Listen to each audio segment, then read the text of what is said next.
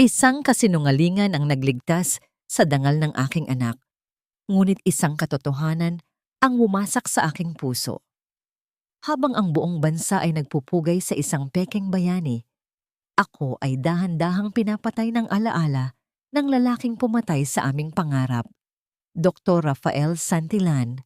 Ang akala ng mundo ay tagapagligtas ng buhay, ngunit siya ang kumuha ng lahat sa akin. Handa ka na bang malaman ang hapdi sa likod ng isang medalya? Sa ilalim ng malupit na liwanag ng silid operasyon, tila huminto ang pag-ikot ng mundo para kay Dr. Rafael Santillan. Ang amoy ng disinfectant at ang malamig na hangin ng ospital ay hindi sapat upang pawiin ang biglaang pamumuo ng pawis sa kanyang noo. Huwag mong hayaang sirain ng isang babaeng galing sa wala ang kinabukasan ng ating pamilya. Rafael, isang pirasong papel lang ang pirmahan mo at malaya ka na. Ang tinig ng kanyang ina, si Doña Esperanza, ay tila isang multong bumubulong sa kanyang pandinig. Mas malakas pa sa regular na tunog ng monitor na naghuhudyat ng bawat mahinang tibok ng puso ng pasyenteng nasa kanyang harapan. Huminga ng malalim si Rafael bago inabot ang kanyang scalpel, ngunit nang tuluyan niyang masilayan ang mukha ng babaeng nakahiga sa mesa, tila nawalan ng lakas ang kanyang mga daliri. Ang babaeng ito, na ang balat ay maputla at ang mga labi ay wala ng kulay, ay ang mismong babaeng iniwan niya 8 taon na ang nakalilipas. Si Tala, ang kanyang Tala. Ang bawat linyang nakaukit sa mukha ng babae ay nagsasalaysay ng isang buhay na puno ng pagtitiis, malayo sa karangyaan ng buhay na pinili ni Rafael sa Maynila. Handa na ang pasyente, Dr. Santillan. Everyone is waiting for the first incision. Ang malamig na paalala ng kanyang assistant surgeon. Ngunit hindi makakilos si Rafael. Ang kanyang paningin ay nakapako sa mga kamay ni Tala na mahigpit na nakakuyom, tila may pilit na pinoprotektahan kahit sa gitna ng kawalan ng malay. Sa isang hindi inaasahang pagkakataon, nang bahagyang itulak ng nurse ang kamay ni Tala upang ayusin ang IV line, bumukas ang kuyom na palad nito. Isang maliit at kupas na medalya ang dahan-dahang gumulong sa sahig. Ang tunog nito ay tila isang malakas na hatol ng budhi sa loob ng napakatahimik na silid. Ang medalyang yon ay hindi ginto. Ito ay isang murang piraso ng tanso na madalas ibenta sa labas ng simbahan, ngunit may nakaukit doon na isang pangalan na nagpadugo sa puso ni Rafael. Para sa aking bayaning ama, isang matalim na sakit ang gumuhit sa dibdib ni Rafael. Ang medalyang iyon ay hindi para sa isang sundalong namatay sa digmaan, kundi isang kasinungalingang binuo ng isang ina upang takpan ang katotohanang ang ama ng kanyang anak ay isang lalaking duwag na mas pinili ang ambisyon kaysa sa kanila. Sa bawat segundo ng katahimikan, tila naririnig ni Rafael ang boses ng isang batang hindi niya kailanman nayakap. Isang batang naniniwalang siya ay isang bayani habang siya ay abala sa pagbuo ng sariling pangalan sa piling ng ibang tao. Doctor, her vitals are dropping. Dr. Santillan, ang muling tawag ng kanyang kasamahan na binalot na ng pag-alala ang tinig. Naramdaman ni Rafael ang panunuyo ng kanyang lalamunan. Ang monitor na kanina ay nagpapakita ng maayos na ritmo ay nagsimula nang maglabas ng isang mahaba at nakatutulig na hudyat ng panganib. Ang bawat guhit sa screen ay nagpapaalala sa limitadong oras ng buhay ni Tala. Walang kasing pait ang irony ng sitwasyon. Ang lalaking pumatay sa kanyang kaligayahan, 8 taon na, ang nakalilipas ang tanging tao ngayon na may kapangyarihang magligtas sa kanyang buhay. Sa gitna ng kaguluhan, isang imahe ang biglang pumasok sa isip ni Rafael. Ang imahe ni Tala na nakatayo sa ulan. Hawak ang kanyang tiyan habang binabasa ang liham ng pagtalikod na pinirmahan niya kapalit ng posisyon sa ospital. Ang mga mata ni Tala noon ay puno ng puot, ngunit ang mga mata nito ngayon, kahit nakapikit, ay tila humihingi ng katarungan. Paano niya uumpisahan ang paghiwa sa katawan ng babaeng minahal niya kung ang sarili niyang kamay ay nanginginig sa bigat ng kasalanang hindi kailanman nabura ng panahon. Ang bawat patak ng pawis na bumabagsak sa kanyang maskara ay tila luha ng pagsisisi na huli na para sa isang pagkakataon. Tiningnan ni Rafael ang monitor. Pagkatapos ay ang medalyang nasa sahig at huli ay ang maputlang mukha ni Tala. Ang puso ng babae ay unti-unti nang sumusuko. Tila napagod na sa 8 taon ng pagdadala ng pait at lihim. Sa bawat segundong lumilipas, ang posibilidad na ito na ang huli nilang pagkikita ay lalong nagiging totoo. Please, Tala, wag ngayon. Ang bulong ni Rafael sa kanyang isipan habang pilit niyang pinapatatag ang kanyang mga kamay. Ngunit sa likod ng kanyang pagiging doktor, isang malaking katanungan ang bumabagabag sa kanya. Kung sakaling mabuhay si Tala, mapapatawad ba nito ang isang bayani sa paningin ng kanilang anak na sa totoong buhay ay siya ring kontrabidang sumira sa kanilang pamilya? Ang mahabang hudyat sa monitor ay tila hindi na natatapos at ang bawat nurse sa loob ng silid ay naghihintay sa kanyang susunod na utos. Ngunit si Rafael ay nanatiling nakatayo, nakatitig sa medalyang tanso, habang ang katotohanan ay dahan-dahang lumulunod sa kanya. Ang katahimikang bumalot sa silid operasyon matapos ang ilang minutong pakikipag-agawan sa kamatayan ay tila isang mabigat na kumot na nakadagan sa dibdib ni Rafael.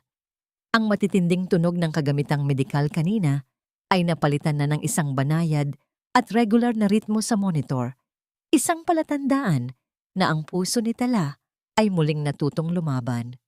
Pawis na pawis si Rafael sa loob ng kanyang surgical gown. Ang kanyang mga kamay na kilala sa pagiging matatag ay bahagyang nanginginig habang tinatanggal ang kanyang guwantes. Hindi niya magawang alisin ang tingin sa maputlang mukha ng babae. Gusto niyang humingi ng tawad, gusto niyang umiyak, ngunit ang tanging nagawa niya ay ang dahan-dahang haplusin ang hangin sa ibabaw ng noo nito. Natatakot na baka mabasag ang marupok na kapayapaang namamagitan sa kanila. Makalipas ang ilang oras sa loob ng recovery room, ang amoy ng lumang alkohol at mga sariwang bulaklak mula sa ibang pasyente ay humalo sa hangin. Doon, sa gitna ng malabo at madilim na paligid, dahan-dahang iminulat ni Tala ang kanyang mga mata. Ang bawat kurap ay tila isang mabigat na pasanin at ang kanyang lalamunan ay tuyong-tuyo, tila punong-puno ng buhangin. Ang unang aninong bumulaga sa kanyang paningin ay isang lalaking nakatayo sa gilid ng bintana, nakatalikod at tila malalim ang iniisip. Kahit na malabo pa ang kanyang paningin, kilala ng kanyang puso ang hugis ng mga balikat na iyon. Iyon ang mga balikat na minsan niyang sinandalan bago siya itinulak palayo patungo sa kawalan. Gising ka na! Ang mahinang boses ni Rafael ang bumasag sa katahimikan. Humakbang siya palapit sa kama. Ang kanyang mukha ay bakas ng pagod at hindi maipaliwanag na emosyon. Stable na ang vitals mo, Tala. The surgery was a success. Sinubukan ni Tala ng magsalita, ngunit ang lumabas lamang sa kanyang mga labi ay isang mahinang ungol ng sakit.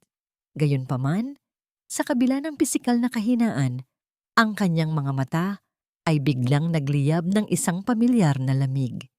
Iniwas niya ang kanyang tingin at tumitig sa puting kisame. Tila mas gusto pa niyang bilangin ang mga bitak doon kaysa tingnan ng lalaking naging sanhi ng kanyang mga peklat. Bakit ka nandito? Ang paos at halos pabulong na tanong ni Tala. Hindi ba dapat ay nandoon ka sa iyong marangyang opisina? Nagpapakitang tao sa mundo? Napayo ko si Rafael. Ang bawat salita ni Tala ay tila isang latigo na humahagupit sa kanyang dangal.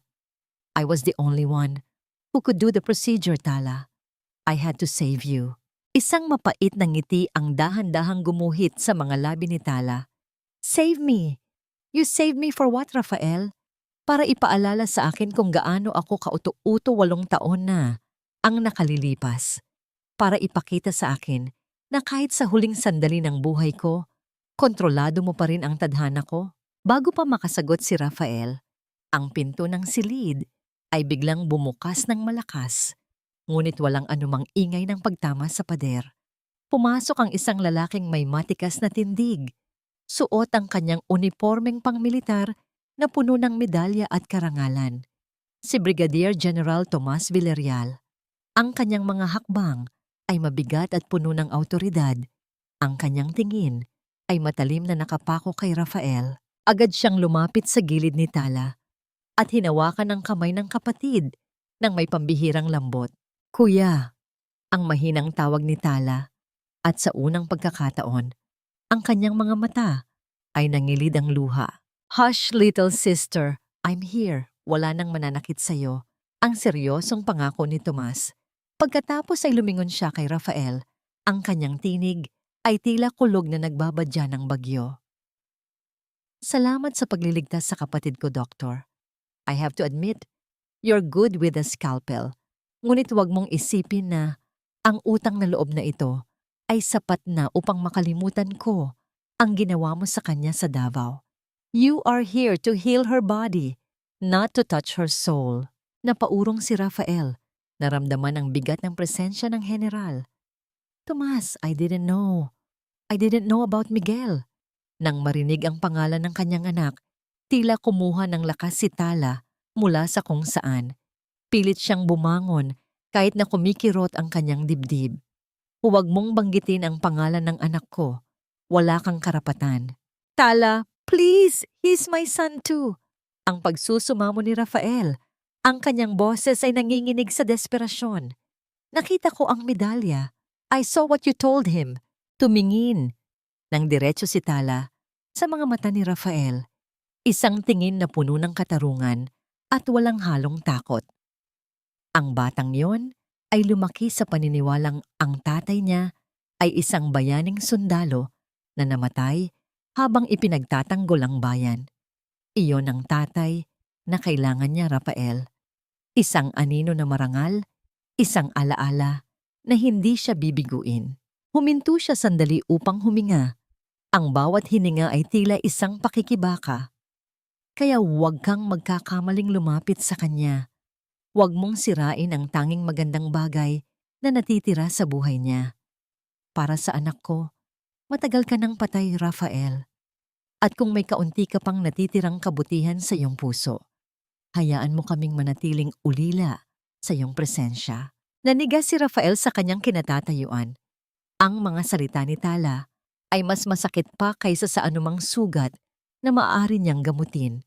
Sa labas ng bintana, ang araw ay dahan-dahang lumulubog. Nag-iiwan ng mahahabang anino sa loob ng silid. Alam ni Rafael na ang operasyon ay tapos na, ngunit ang tunay na labanan para sa kanyang pagkatao at para sa kanyang pamilya ay nagsisimula pa lamang. Naiwan si Rafael na nakatitig sa nakasarang pinto matapos siyang paalisin ni Tomas. Ang malamig na hangin ng ospital ay tila nanunuot sa kanyang buto at sa kanyang isipan, paulit-ulit na umaalingaw-ngaw ang boses ni Tala. Patay na ang tatay niya. Ang kaisipang may isang batang nagdarasal gabi-gabi para sa isang bayaning hindi naman umiiral ay nagdulot ng isang lamat sa kanyang puso na walang anumang gamot ang makakapaghilom. Ang halimuyak ng mamahaling pabango na amoy rosas ay dahan-dahang humalo sa matapang na amoy ng gamot sa pasilyo ng ospital. Isang hudyat na ang kapangyarihan ay dumating na sa lugar ng mga may sakit.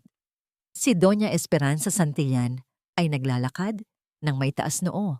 Ang bawat hakbang ng kanyang suot na sapatos ay lumilikha ng isang marangal na ritmo sa makintab na sahig. Sa kanyang likuran, ang ilang mga tauhan ng media ay abalang kumukuha ng larawan habang siya ay kunwaring nag-aabot ng mga donasyon sa mga nurse. Ang kanyang mukha ay pinalamutian ng isang banayad na ngiti.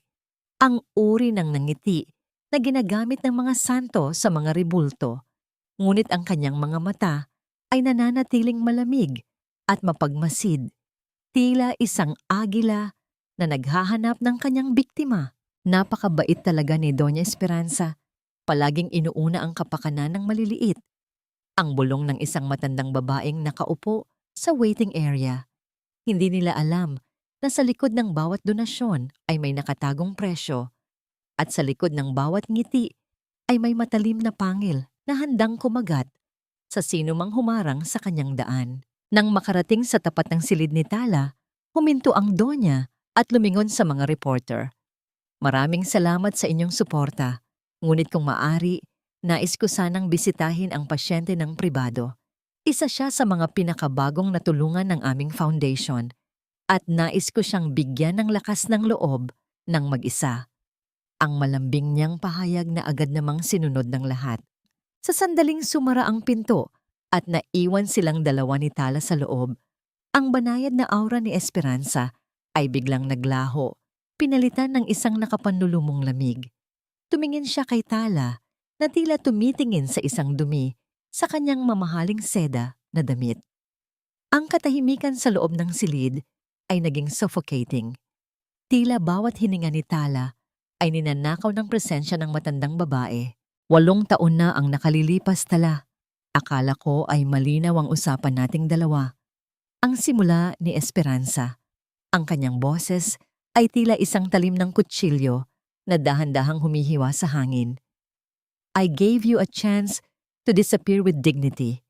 Ngunit heto ka, bumalik ka at ginagamit ang iyong sakit upang muling dikitang parang linta ang anak ko.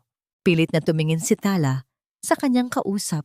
Ang kanyang mga daliri ay mariing nakakapit sa gilid ng kumot. Hindi ako bumalik para sa inyo, senyora. Ang tadhana ang nagdala sa akin dito, hindi ang ambisyon.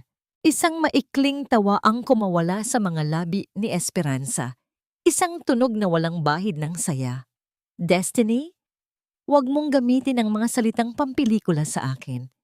Alam nating dalawa na ang mga babaeng katulad mo ay palaging may nakatagong plano. You think that because Rafael saved your life, he will also save you from your poverty? You're mistaken. Rafael belongs to a world where you will always be a shadow, a stain on our perfect reputation. Lumapit pa ng lalo ang matanda. Sapat na upang maramdaman ni Tala ang init ng hininga nito sa kanyang mukha. Nalaman ko rin ang tungkol sa bata. Huwag mong isiping magagamit mo ang batang yon upang makapasok sa pamilya Santillan. Ang isang bastardo ay mananatiling bastardo kahit gaano mo pa siya damitan ng mga kasinungalingan tungkol sa pagiging bayani ng kanyang ama.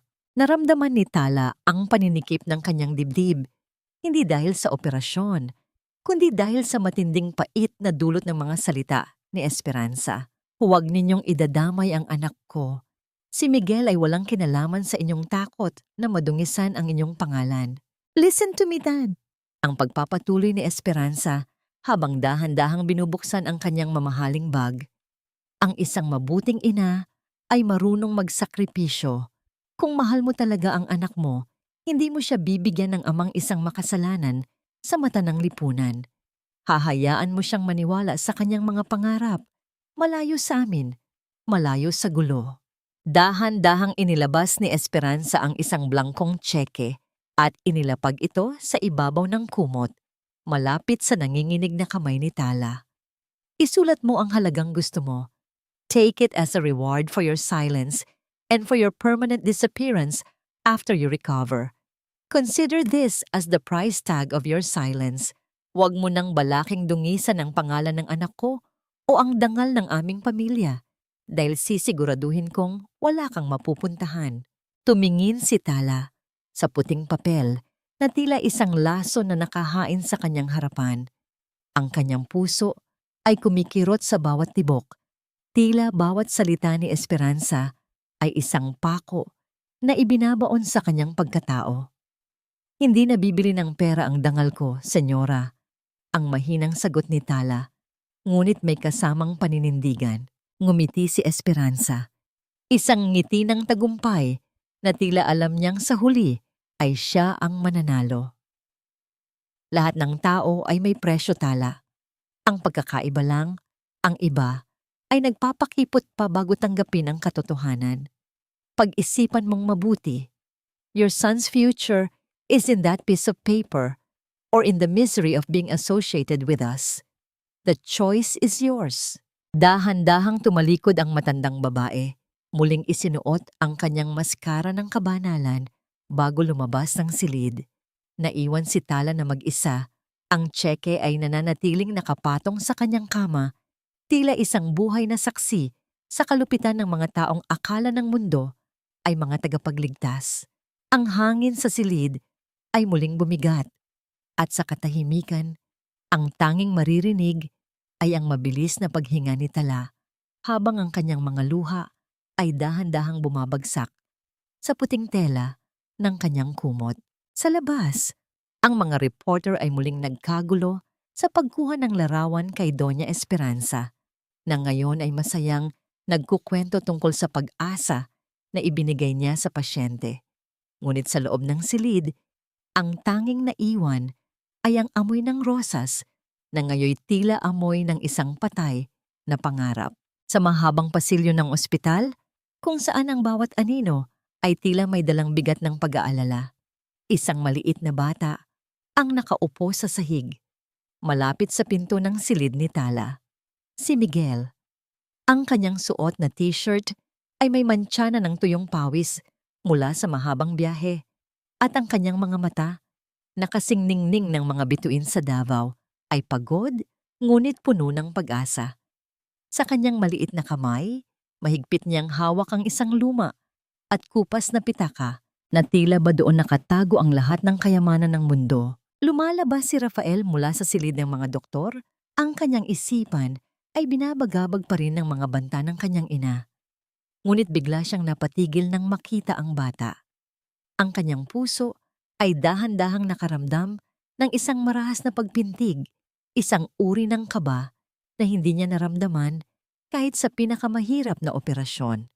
Ang bawat anggulo ng mukha ni Miguel, ang hugis ng ilong, ang kurba ng mga labi, at ang paraan ng pagkunot ng noo ay tila isang salamin na nagpapakita ng sariling imahe ni Rafael noong siya ay bata pa. Bata, bakit ka nandyan sa sahig? Marumi dyan. Ang marahan at tila nanginginig na boses ni Rafael. Tumayo si Miguel at mabilis na pinagpaga ng kanyang pantalon. Nagpakita siya ng isang magalang na ngiti at bahagyang yumuko. Pasensya na po, doktor. Hinihintay ko lang po si nanay. Sabi ni Tito Tomas, nagpapahinga pa raw po siya. Napalunok si Rafael. Ang bawat po at opo ng bata ay tila isang karayom na tumutusok sa kanyang konsensya. Lumapit siya at lumuhod upang maging kapantay ang paningin ng bata. Ako ang doktor ng nanay mo. Huwag kang mag-alala. Malakas siya. Maayos na ang lagay niya. Nagliwanag ang mukha ni Miguel at sa sobrang tuwa ay bigla niyang hinawakan ang braso ni Rafael. Talaga po. Salamat po, doktor. Bayani po kayo. Sabi ni nanay, ang mga doktor daw po ay parang mga anghel na nagliligtas ng buhay. Isang mapait na sikip sa dibdib ang naramdaman ni Rafael. Hindi ako bayani, Miguel.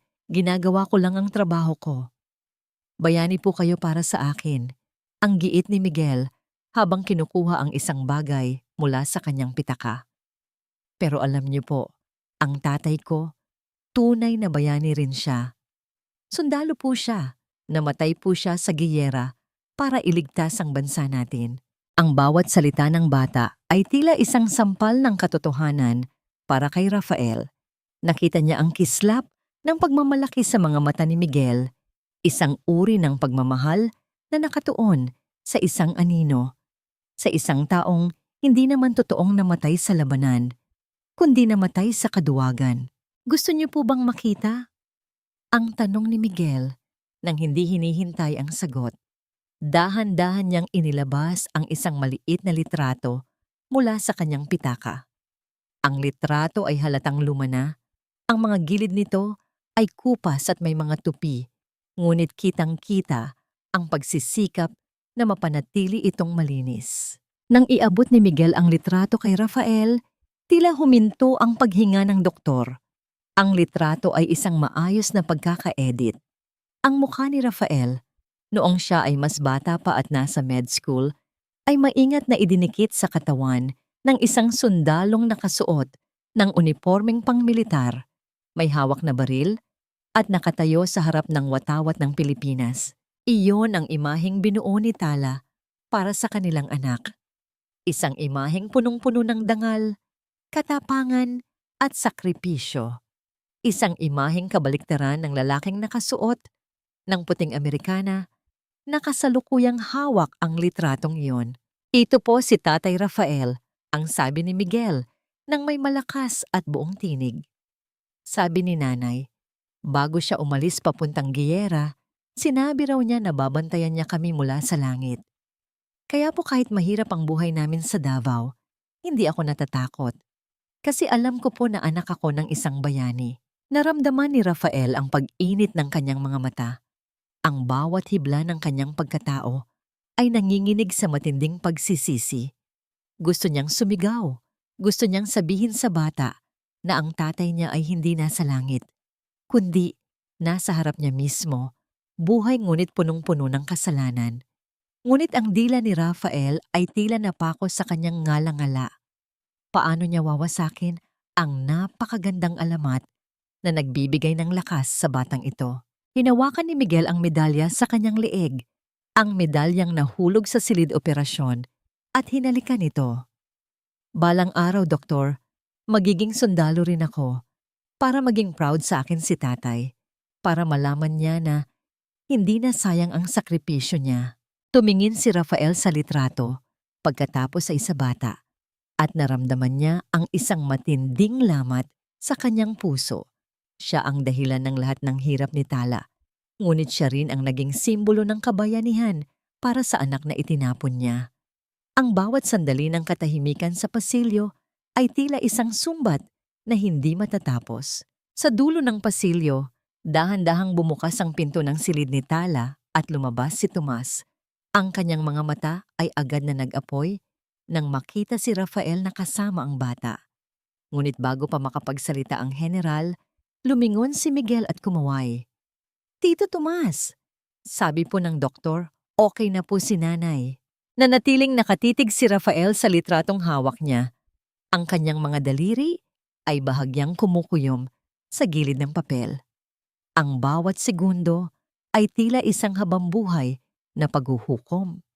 Kung malalaman ni Miguel ang katotohanan, kung malalaman niya na ang kanyang bayani ay isang lalaking nagbenta ng kanyang pamilya para sa pera at posisyon, paano na ang batang sumasamba sa anino?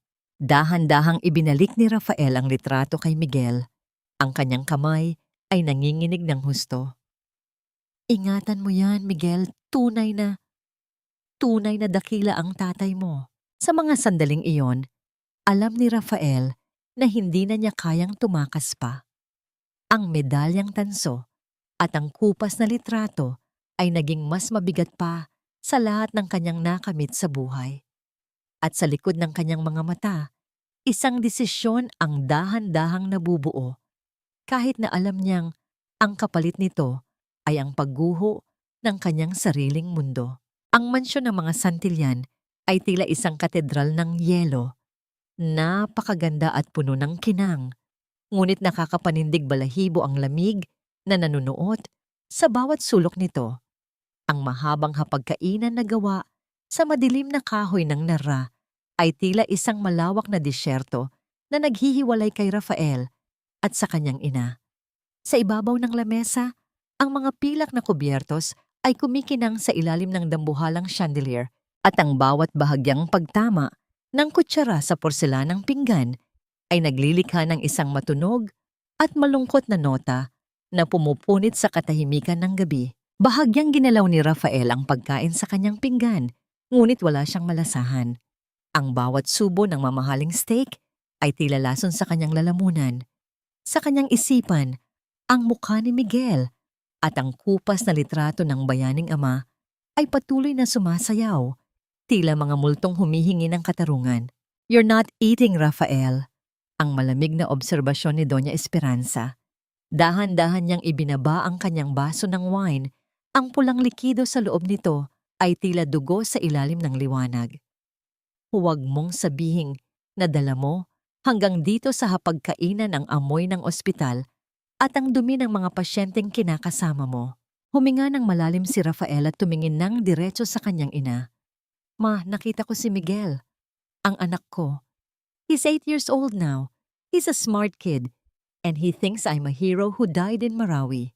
Isang maikling tawa ang kumawala sa mga labi ni Esperanza. Isang tunog na puno ng pangungutya. Hero? How poetic. Tala really is a master of fiction, isn't she? Pero Rafael, wake up. I sacrificed my youth and my own happiness to give you that white coat you're wearing. Pagkatapos mamatay ng tatay mo, I had to fight the board of directors.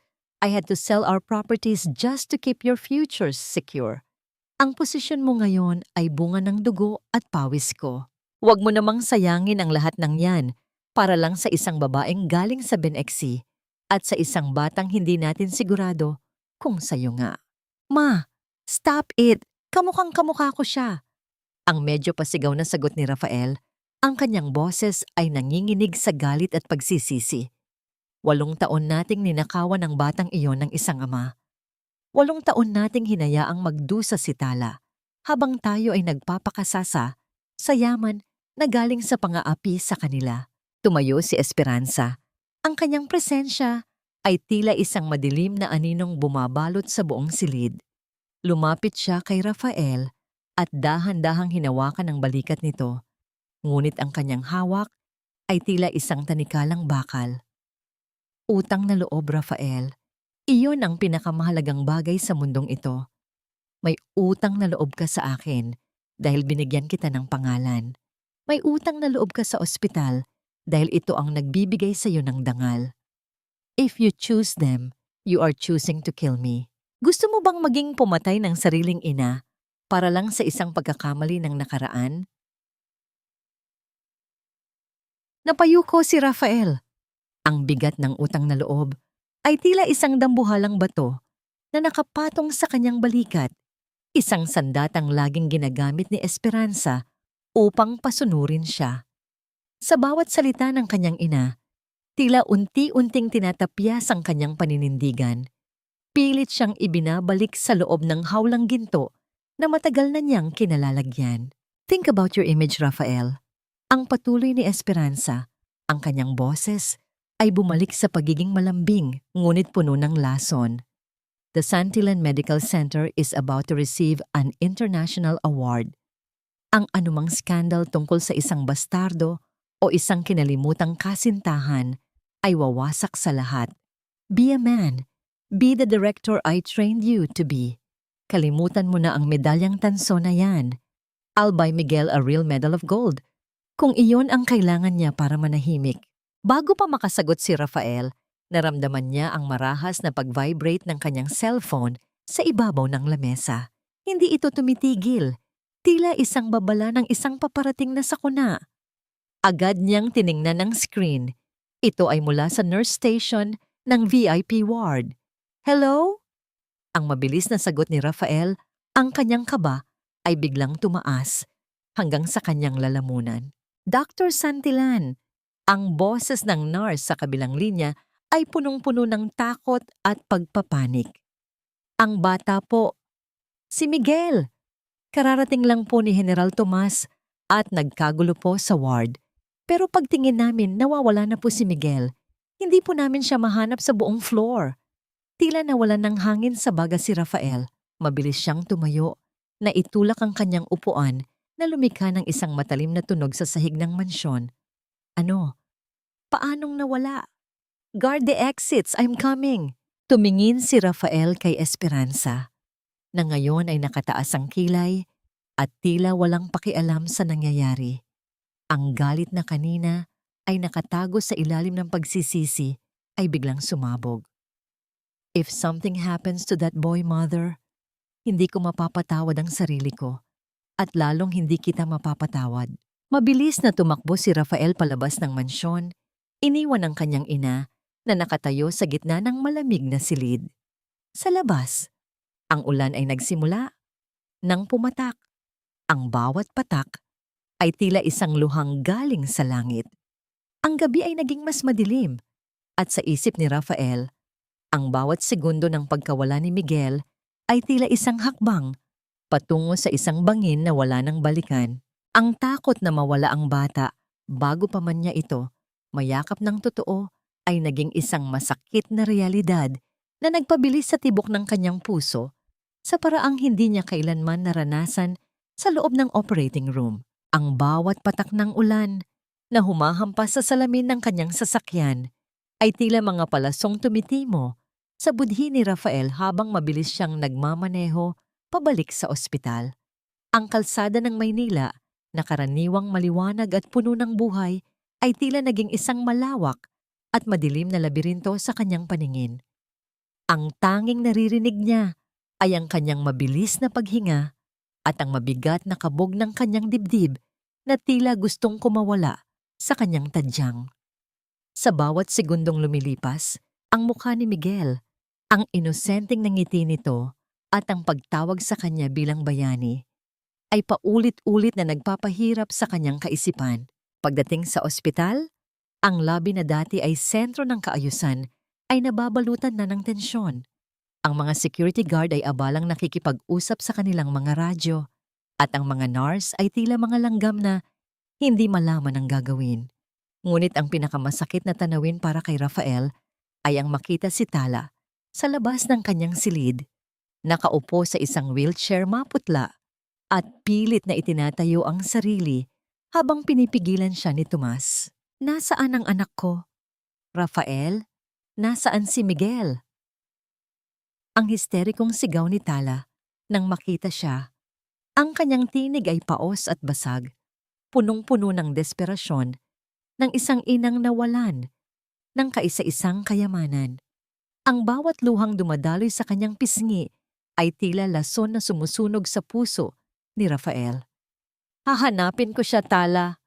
Pangako, ibabalik ko siya sa'yo. Ang tanging nasabi ni Rafael, bagaman alam niyang wala siyang karapatang mangako pagkatapos ng lahat ng kanyang pagkukulang. Panggako! Ang mga pangako mo ay parang hangin, Rafael.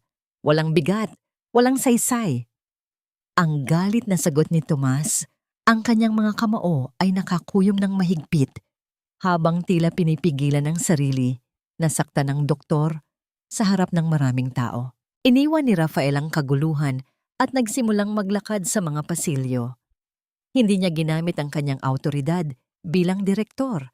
Ginamit niya ang kanyang pakiramdam bilang isang ama na ngayon pa lamang nagigising.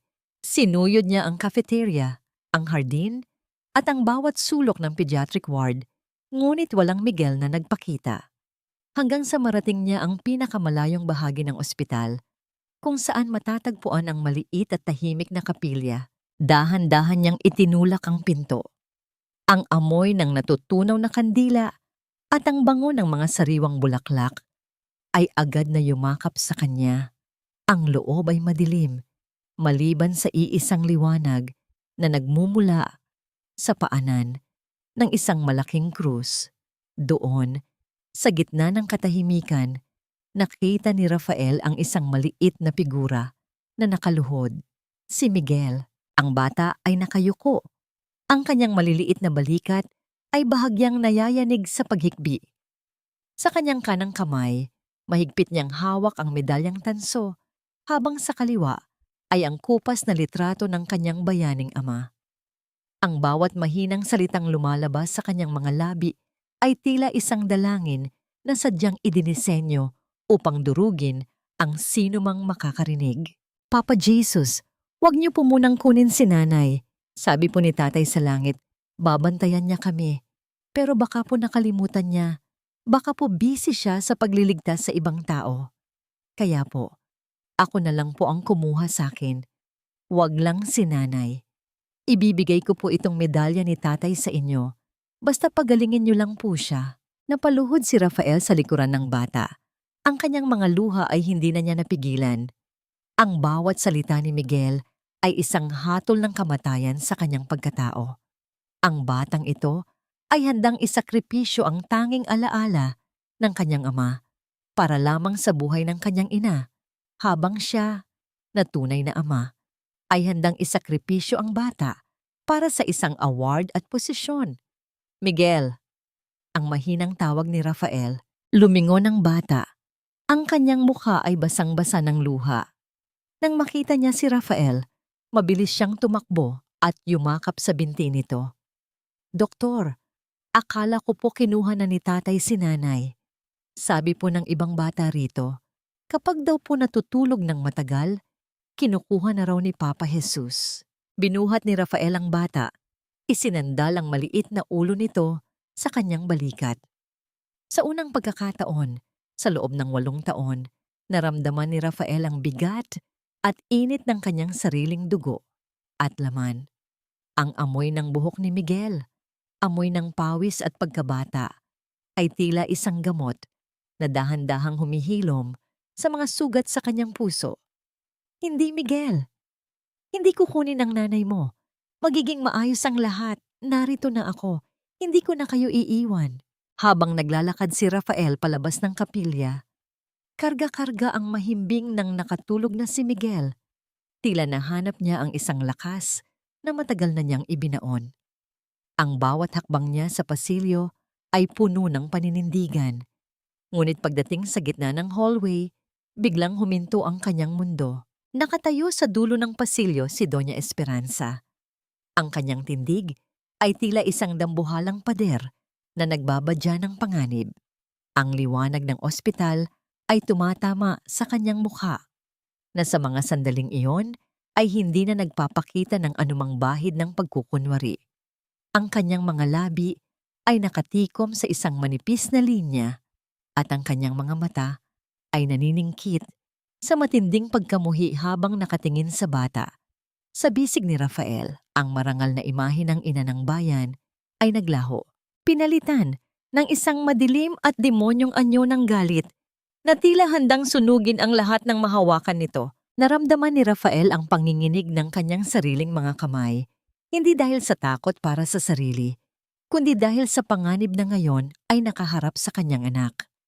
Ang katahimikan sa pasilyo ay naging kasing talim ng isang scalpel at sa bawat segundo ng kanilang pagtititigan, alam ni Rafael na ang digmaan sa loob ng kanilang pamilya ay tuluyan nang nagsimula. Ang bawat paggalaw ng maliit na kamay ng orasan sa dingding ay tila isang mabigat na hakbang sa gitna ng katahimikan ng silid. Ang amoy ng mga sariwang liryo na ipinadala ni Doña Esperanza ay nanunuot sa ilong.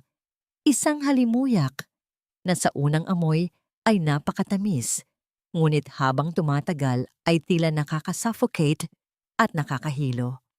Si Miguel ay nakaupo sa gilid ng kama ni Tala, maingat na hinahawakan ang kamay ng kanyang nanay na kasalukuyang mahimbing na natutulog dahil sa epekto ng gamot. Wala sina Rafael at Tomas. Ang isa ay tinawag para sa isang biglaang emergency sa ER at ang isa naman ay sandaling lumabas upang kumuha ng pagkain. Dahan-dahang bumukas ang pinto. Hindi lumilikha ng anumang tunog. Ang mga bisagra nito, tila ba ang mismong hangin ay natatakot na mag-ingay. Pumasok si Doña Esperanza. Suot ang isang kulay asul na ternong seda na kumikinang sa ilalim ng malamlam na ilaw. Ang kanyang mukha ay puno ng isang mapagkunwaring lambot. Ang uri ng ekspresyon na ginagamit niya sa tuwing may kamera ng TV sa kanyang harap. Miguel, iho, ang malambing niyang tawag. Ang boses ay tila isang haplos ng sutla na may nakatagong tinik. Tumingala ang bata. Ang kanyang mga mata ay puno ng inosenteng pagtataka. Sino po kayo? Kayo po ba ang lola ng mga nurse dito? Isang banayad na tawa ang kumawala sa mga labi ni Esperanza habang dahan-dahang lumalapit sa bata. Maari mo akong tawaging Lola Esperanza, iho. Ako ang may-ari ng ospital na ito at kaibigan ako ng iyong tatay, ni Dr. Rafael. Inilabas ni Esperanza ang isang malaking paper bag na may tatak ng isang mamahaling toy store sa ibang bansa. Inilabas niya ang isang dambuhalang robot na gawa sa makintab na metal at may mga kumukititap na ilaw. Ang mga mata ni Miguel ay lumaki sa pagkamangha. Hindi siya nakakita ng ganitong kagandang laruan sa buong buhay niya sa Davao. Gusto mo ba ito, Miguel? Sa'yo na ito. Ang sabi ng matanda habang inilalagay ang laruan sa mga kamay ng bata. Alam mo, ang mga batang katulad mo ay dapat na naglalaro ng ganito. Hindi iyong nakaupo lang sa madilim na silid, at nagtitiis sa hirap. Hinawakan ni Miguel ang robot, ngunit tila may kung anong pag-aalinlangan sa kanyang puso. Salamat po, Lola. Pero sabi po ni Nanay, huwag daw po akong kukuha ng gamit sa hindi ko kakilala. Ngumiti si Esperanza, isang ngiti na hindi umaabot sa kanyang malamig na mga mata. Umupo siya sa tabi ng bata at dahan-dahang hinaplos ang buhok nito. Kilala mo na ako ngayon, di ba? Miguel, nakikita mo ba ang iyong nanay? Pagod na siya. Alam mo ba kung bakit siya nagkasakit sa puso? Umiling ang bata. Ang kanyang mukha ay biglang binalot ng lungkot dahil sa hirap ng buhay niyo. Ang bulong ni Esperanza, ang bawat salita ay tila isang laso na dahan-dahang itinatanim sa isipan ng bata. Dahil kailangan niyang magtrabaho mula madaling araw hanggang gabi para lang may makain ka. At dahil maliit lang ang pera niyo, hindi siya makabili ng gamot para sa sarili niya. Ang kahirapan, Miguel, ay isang mabigat na pasanin para sa isang nanay. Nakikita mo ba ang mga peklat sa kamay niya? Ikaw ang dahilan niyan. Naramdaman ni Miguel ang pamumuo ng luha sa kanyang mga mata. Ako po. Oh, iho, pero huwag kang mag-alala. May paraan para matulungan mo siya. Ang pagpapatuloy ng matanda, habang mas lalong nagiging matamis ang kanyang tono. Kung sasama ka sa akin sa mansyon, bibigyan kita ng lahat ng gusto mo. Magkakaroon ka ng sariling kwarto na puno ng laruan. At higit sa lahat, mabibigyan natin si Tala ng pinakamagaling na doktor at pinakamahal na gamot. Hindi na niya kailangang magbenta ng kanin sa Beneksi. Magiging parang prinsesa siya.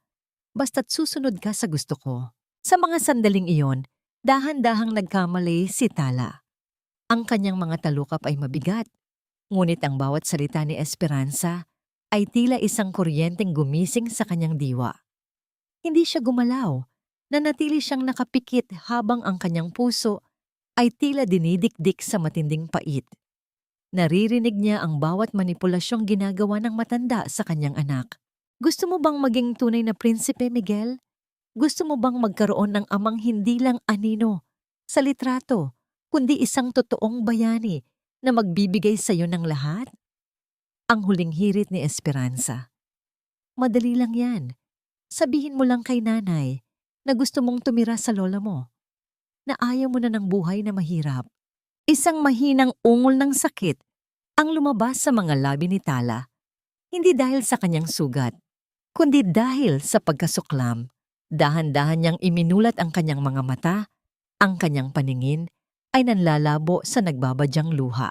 Nakita niya ang kanyang inosenteng anak na hawak ang mamahaling laruan habang ang demonyo sa katauhan ng isang donya ay nakangisi sa kanya. Miguel, bitawan mo ang laruang yan. Ang paos, ngunit mariing utos ni Tala. Gulat na napalingon si Esperanza, ngunit sa halip na matakot, mabilis niyang isinuot muli ang kanyang maskara ng kabutihan. Gising ka na pala, Tala. Sinisikap ko lang na pasayahin ang apo ko. Hindi niyo siya apo, ang sagot ni Tala habang pilit na ibinabangon ng sarili, kahit na ang bawat galaw ay nagdudulot ng matinding kirot sa kanyang dibdib. Huwag ninyong gagamitin ang kahirapan namin upang lasunin ang isip ng anak ko. Miguel, halika rito sa tabi ni nanay. Daling tumakbo si Miguel sa tabi ng kanyang ina, iniwan ang robot sa upuan na tila ba isa itong apoy na nakakapaso. Yumakap siya sa braso ni Tala, nanginginig sa takot na hindi niya maunawaan. Tumingin si Tala ng diretso kay Esperanza, isang tingin na puno ng apoy ng isang inang handang pumatay para sa kanyang anak. Lumabas kayo rito, senyora. Bago ko pa makalimutan na kayo ang ina ng lalaking nagligtas sa buhay ko. Tumayo si Esperanza ng may poise. Inayos ang kanyang terno at tumingin kay Tala ng may matinding pangungutya. Ang katotohanan ay mas masakit pa sa operasyon, Tala. Sinabi ko lang sa bata ang realidad. You are holding him back. Your pride is the reason why he is starving. Pag-isipan mong mabuti, maari siya ngang maging hari sa piling ko o manatiling pulubi sa piling mo. Huminto si Esperanza sa tapat ng pinto at lumingon muli. Ang kanyang mga mata ay naniningkit.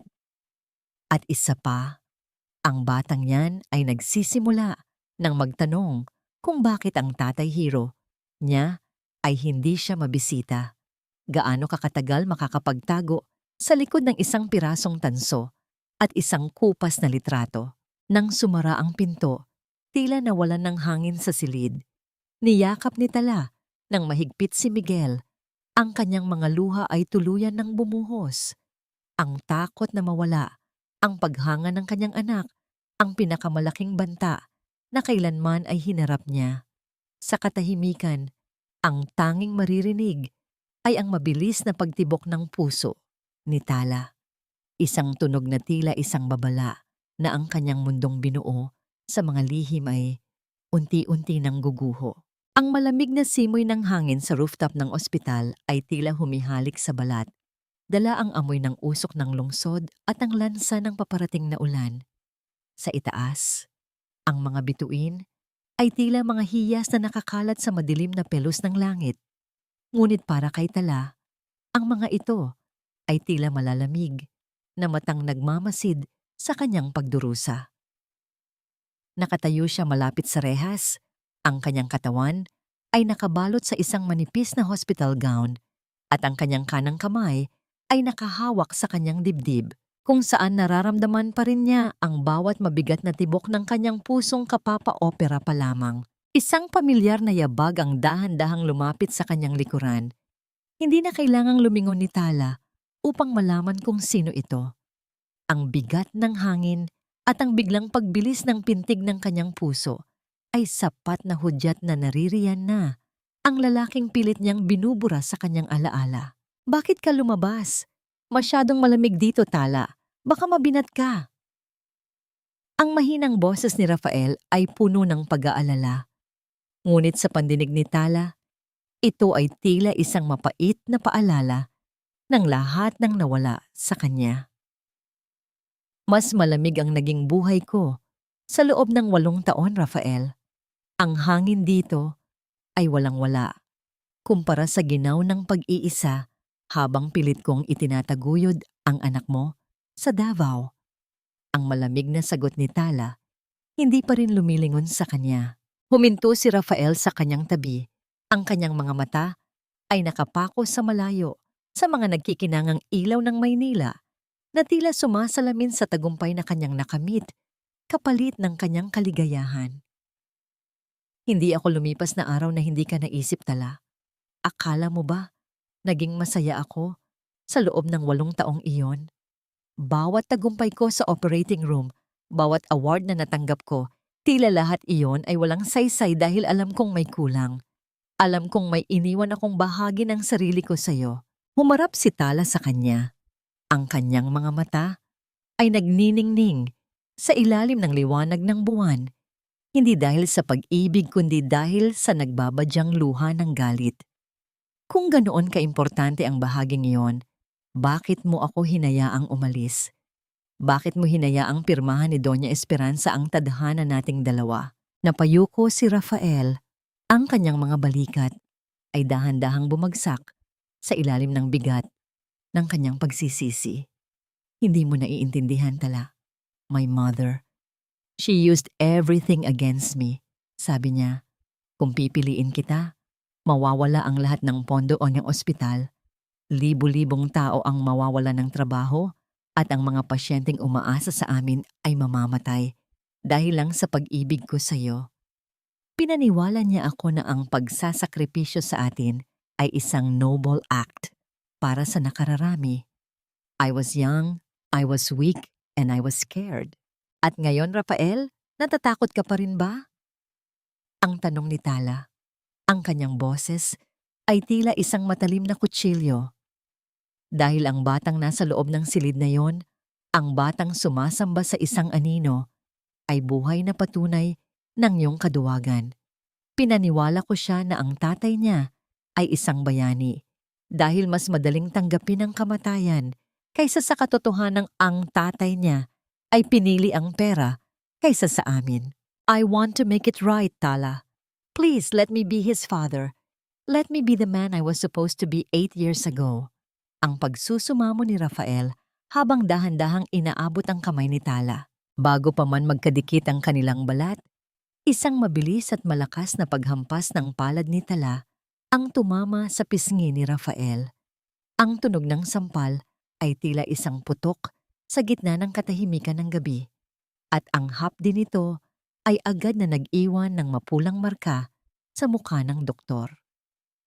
Nanginginig ang kamay ni Tala, ang kanyang buong katawan ay nayayanig sa matinding emosyon na matagal niyang kinimkim. Ang sampal na yan ay para sa bawat gabing umiiyak si Miguel dahil wala siyang tatay na yayakap sa kanya.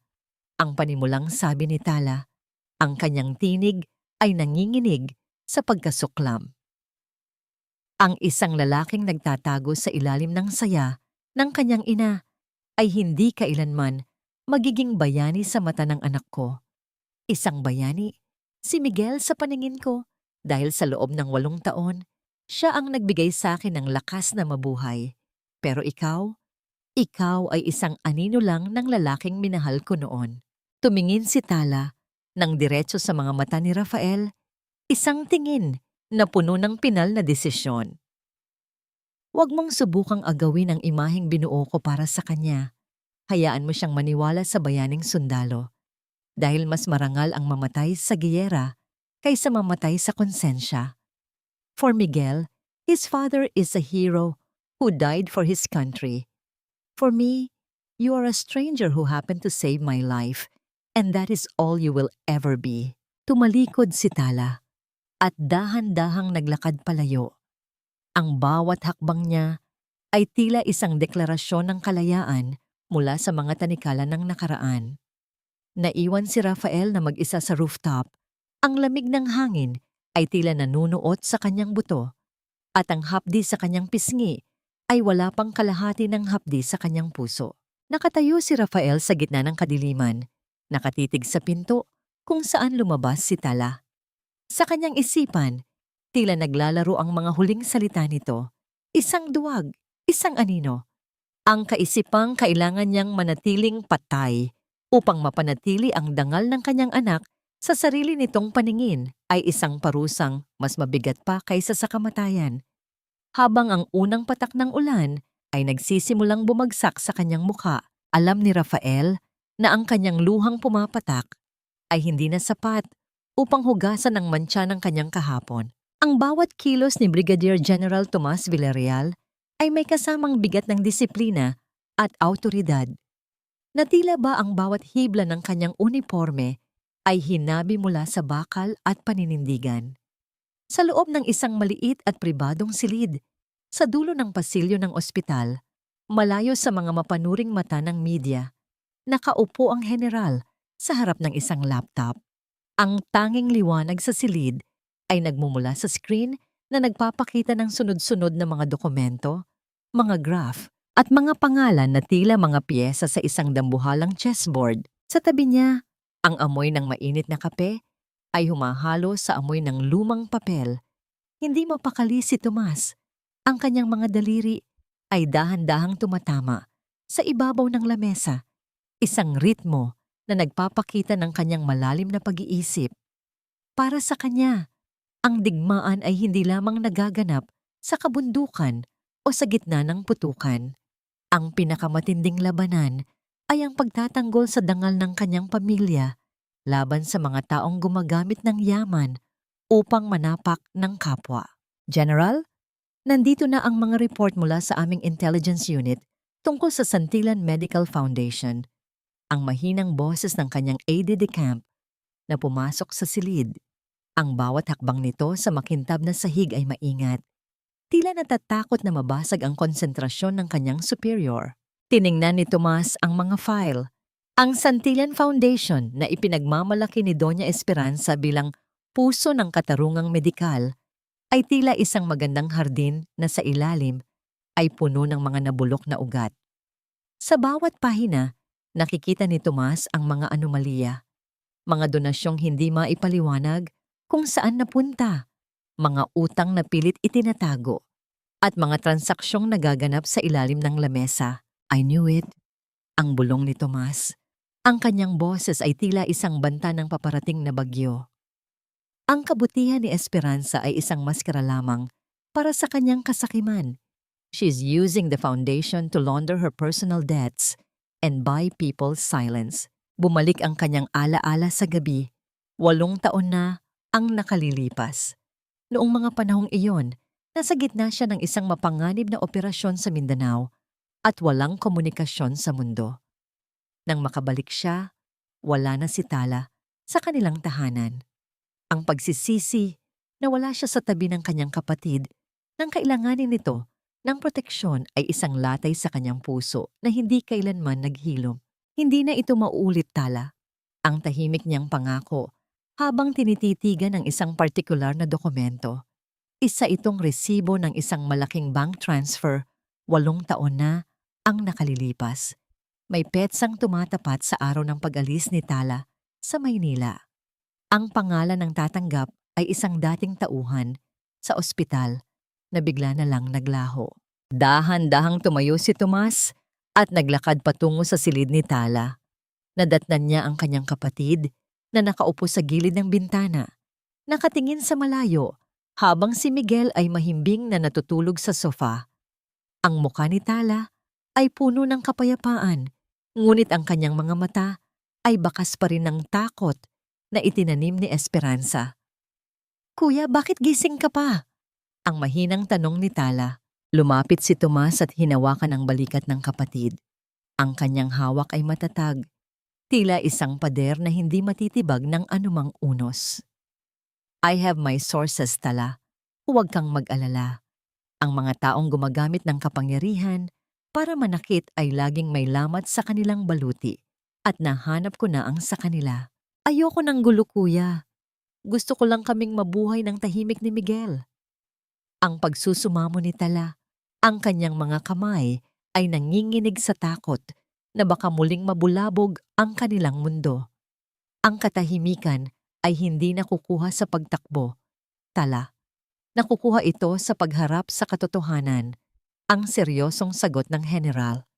"Esperanza thinks she is untouchable because of her money. But in my world, money cannot buy loyalty, and it certainly cannot buy back the truth." Eksaktong sa sandaling iyon, isang marahang pag-alog ng pinto ang nagpahiwatig na may nais pumasok. Isang courier na nakasuot ng uniforme ang pumasok at nag-abot ng isang makapal na brown envelope kay Tomas bago mabilis na umalis nang walang imik. Dahan-dahang binuksan ni Tomas ang envelope sa harap ni Tala. Ang amoy ng lumang papel at tinta ay agad na kumalat sa hangin. Sa loob ay may mga litrato, mga kopya ng tseke at isang sulat kamay na testimonya. Ang bawat dokumento ay tila isang piraso ng katotohanan na matagal nang ibinaon sa limot. Nang makita ni Tala ang laman, tila huminto ang pagtibok ng kanyang puso. Ito ang mga ebidensya ng panunuhol ni Esperanza 8 taon na ang nakalilipas. Ang listahan ng mga taong binayaran upang takutin si Tala. Ang mga dokumentong nagpapatunay na ang lahat ng banta kay Rafael ay pakana lamang ng matandang babae upang paghiwalayin sila. "Ito na ang sandatang hinihintay natin, Tala," ang sabi ni Tomas. Ang kanyang mga mata ay nagniningning sa katarungan. Ang bawat sentimong ibinayad niya para saktan ka ay magiging pako sa kanyang sariling kabaong. Napahawak si Tala sa kanyang dibdib. Naramdaman ang biglang pagbilis ng kanyang hininga. Ang katotohanan na matagal niyang kinatatakutan ay narito na sa kanyang mga kamay, handang sumabog at baguhin ang lahat. Ngunit sa likod ng pag-asang ito, isang malaking kaba ang bumabalot sa kanya. Kung ilalabas nila ito, walang sino man ang maliligtas, maging si Rafael na ama ng kanyang anak. "Kuya, what if this destroys everything?" Ang nanginginig na tanong ni Tala. Tumingin si Tomas sa labas ng bintana, kung saan ang madilim na langit ay dahan-dahang hinahati ng isang kidlat. Ang kailangang mawasak ay wawasakin ng katotohanan, Tala. At ang matitira ay ang tanging bagay na tunay na mahalaga, ang bulwagan ng Marangyang Hotel sa Makati ay tila isang dagat ng ginto at kristal. Ang bawat dambuhalang chandelier na nakasabit sa kisame ay naglalabas ng nakasisilaw na liwanag na tumatama sa mga mamahaling hiyas na suot ng mga panauhin. Ang amoy ng pinakaimportanteng alak at ang halimuyak ng mga imported na bulaklak ay pumupuno sa hangin, lumilikha ng isang atmosfera ng kapangyarihan at rangya. Ito ang gabi ng taon ng Charity Ball ng Santillan Medical Foundation. Ang gabi kung saan ang kabutihan ay ginagawang isang palabas para sa mga kamera. Sa gitna ng karamihan, si Doña Esperanza ay tila isang reyna sa kanyang kulay gintong terno. Ang kanyang bawat ngiti ay saktong-sakto ang sukat. Ang kanyang bawat kaway ay tila isang basbas. Ngunit sa likod ng kanyang mga mata, may isang matalas na plano na handa ng bitawan. Lumapit siya kay Rafael, na kasalukuyang nakatayo sa isang sulok, suot ang kanyang tuxedo, na tila ba isang mabigat na baluti na pumipigil sa kanyang paghinga. Ayusin mo ang iyong tindig, Rafael. Ngumiti ka. Ang pabulong na utos ni Esperanza. Ang kanyang boses ay tila isang matalim na kurot sa braso. Nandyan na si Bianca at ang kanyang pamilya. Mamaya, sa harap ng lahat, iaabot mo sa kanya ang sing-sing. This engagement will bury all the rumors. Ito ang magliligtas sa ating pangalan. Naramdaman ni Rafael ang panlalamig ng kanyang mga kamay. Sa loob ng kanyang bulsa, ang maliit na velvet box ay tila isang pirasong uling na nagbabaga. Tumingin siya sa malayo at ang tanging nakikita niya ay ang malungkot na mukha ni Tala at ang inosenteng mga mata ni Miguel. Ang bawat flash ng kamera na tumatama sa kanyang mukha ay tila mga kidlat na nagpapaalala sa kanyang kaduwagan. Ma, hindi ko kaya ito. Ang mahinang sagot ni Rafael. Ang kanyang tinig ay halos malunod sa tugtog ng mga biolin. Kakayanin mo, dahil ikaw ay isang Santillan, ang mariing tugon ng ina. Huwag mong hayaang ang isang babaeng galing sa putik ay humila sa atin pababa. Isipin mo ang ospital. Isipin mo ang iyong career. Nagsimula ang programa. Umakyat si Esperanza sa entablado. Hawak ang mikropono ng may pambihirang galing. Nagtalumpati siya tungkol sa pag-ibig at sakripisyo. Mga salitang tila lason sa pandinig ni Rafael. Ang bawat palakpakan ng mga panauhin ay tila isang malakas na hampas sa kanyang pagkatao. At ngayon, ang masayang anunsyo ni Esperanza habang itinuturo ang kanyang anak. Ang aking kaisa-isang anak, si Dr. Rafael Santillan, ay may isang mahalagang sasabihin sa gabing ito ng pag-ibig. Dahan-dahang humakbang si Rafael patungo sa gitna ng entablado. Ang lahat ng mata ay nakapako sa kanya. Ang mga spotlight ay nakatutok sa kanyang bawat galaw. Tila ba siya ay isang biktima na nakatakdang hatulan. Inilabas niya ang sing-sing. Ang bawat hininga niya ay tila isang pakikipaglaban. Ngunit sa gitna ng katahimikan bago siya makapagsalita, ang dambuhalang pinto sa dulo ng ballroom ay dahan-dahang bumukas. Walang anumang ingay ng pagtama. Ngunit ang pagpasok ng liwanag mula sa labas ay kumuha ng atensyon ng lahat. Isang babae ang nakatayo sa pintuan. Hindi siya suot ng mamahaling gown. Suot lamang niya ay isang simpleng puting bestido na malinis at maayos. Ang kanyang buhok ay nakapusod ng simple at wala siyang anumang hiyas sa katawan. Ngunit ang kanyang tindig ay puno ng isang uri ng dangal na hindi kayang bilhin ng pera. Sa kanyang tabi, mahigpit niyang hawak ang kamay ng isang maliit na bata na nakasuot ng barong Tagalog, si Miguel. Ang buong bulwagan ay binalot ng isang nakabibinging katahimikan. Ang mga sosyalistang kanina ay abala sa pag-uusap ay tila naging mga estatwa. Si Tala ay naglakad ng dahan-dahan sa gitna ng red carpet. Ang bawat hakbang niya ay may kasamang tunog ng paninindigan sa makintab na sahig. Hindi siya nakatingin sa mga hiyas, hindi siya nakatingin sa mga pagkain. Ang kanyang mga mata ay nakatitig ng diretso sa entablado, kay Rafael at kay Esperanza. Tala! Ang mahinang sambit ni Rafael Ang singsing sa kanyang kamay ay tila nawalan ng ningning. Napatayo si Esperanza, ang kanyang maskara ng kabanalan ay dahan-dahang nagigiba, pinalitan ng isang matinding takot at galit. Anong ginagawa ng babaeng ito rito? Guards! Ngunit bago pa man makakilos ang mga security, itinaas ni Tala ang kanyang kamay. Sa kanyang palad, nakakabit ang isang maliit na recording device at isang makapal na envelope. Hindi ako naparito para manira ng gabi niyo, senyora. Ang malakas at malinaw na tinig ni Tala na umalingaw-ngaw sa buong ballroom. Naparito ako para ibalik ang isang bagay na matagal niyo nang kinuha sa amin. Ang katotohanan.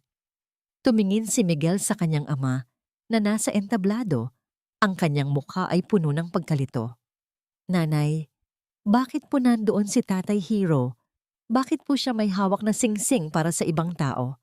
Ang bawat salita ng bata ay tila isang bombang sumabog sa gitna ng ballroom.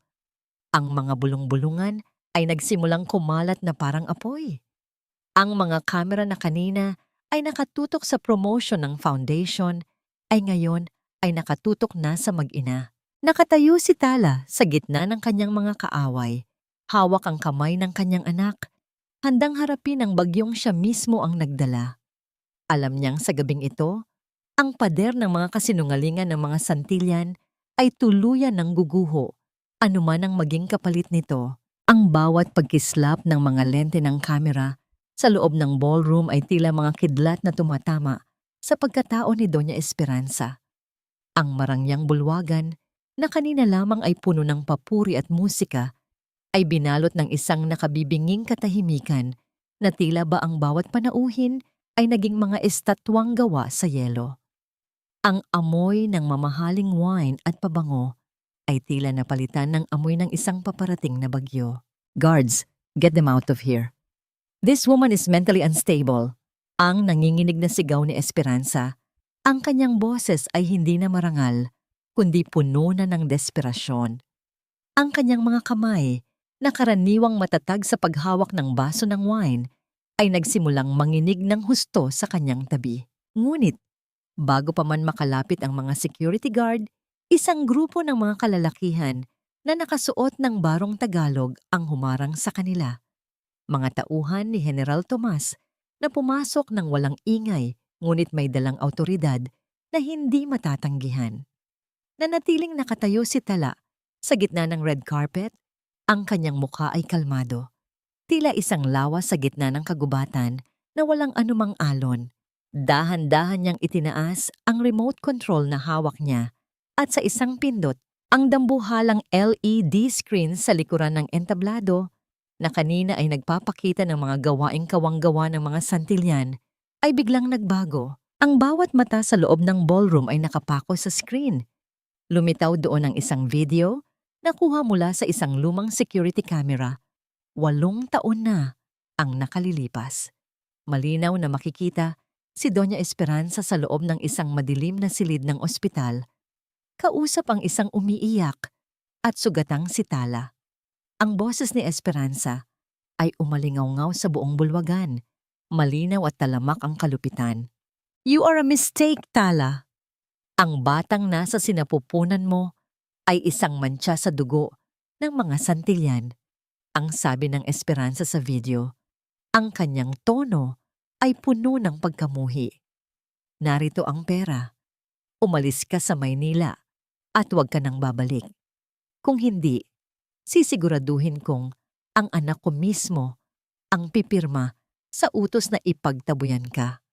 Pipiliin niya ang ospital, pipiliin niya ang yaman dahil ganyan ko siya pinalaki. Ang sabay-sabay na pagpigil ng hininga ng mga panauhin ay tila isang malakas na bugso ng hangin na dumaan sa buong silid.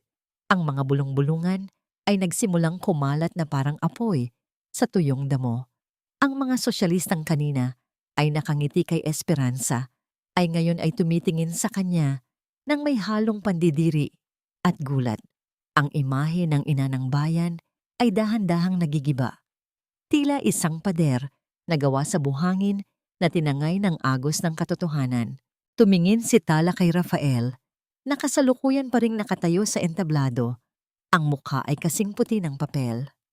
Hindi ako naparito para sirain ang iyong gabi, Rafael. Naparito ako para tapusin ang kasinungalingang itinanim ng iyong ina sa isip ng ating anak. Hindi mo kailangang maging bayani sa paningin ng mundo, pero kailangan mong maging totoo sa harap ng bata. Naramdaman ni Rafael ang panlalambot ng kanyang mga tuhod. Ang sing-sing na hawak niya ay dahan-dahang nalaglag mula sa kanyang mga daliri at gumulong sa sahig. Ang tunog nito ay tila isang hatol na huli na ang lahat. Tumingin siya sa ibaba kung saan nakatayo si Miguel. Ang bata ay nakatingala sa kanya.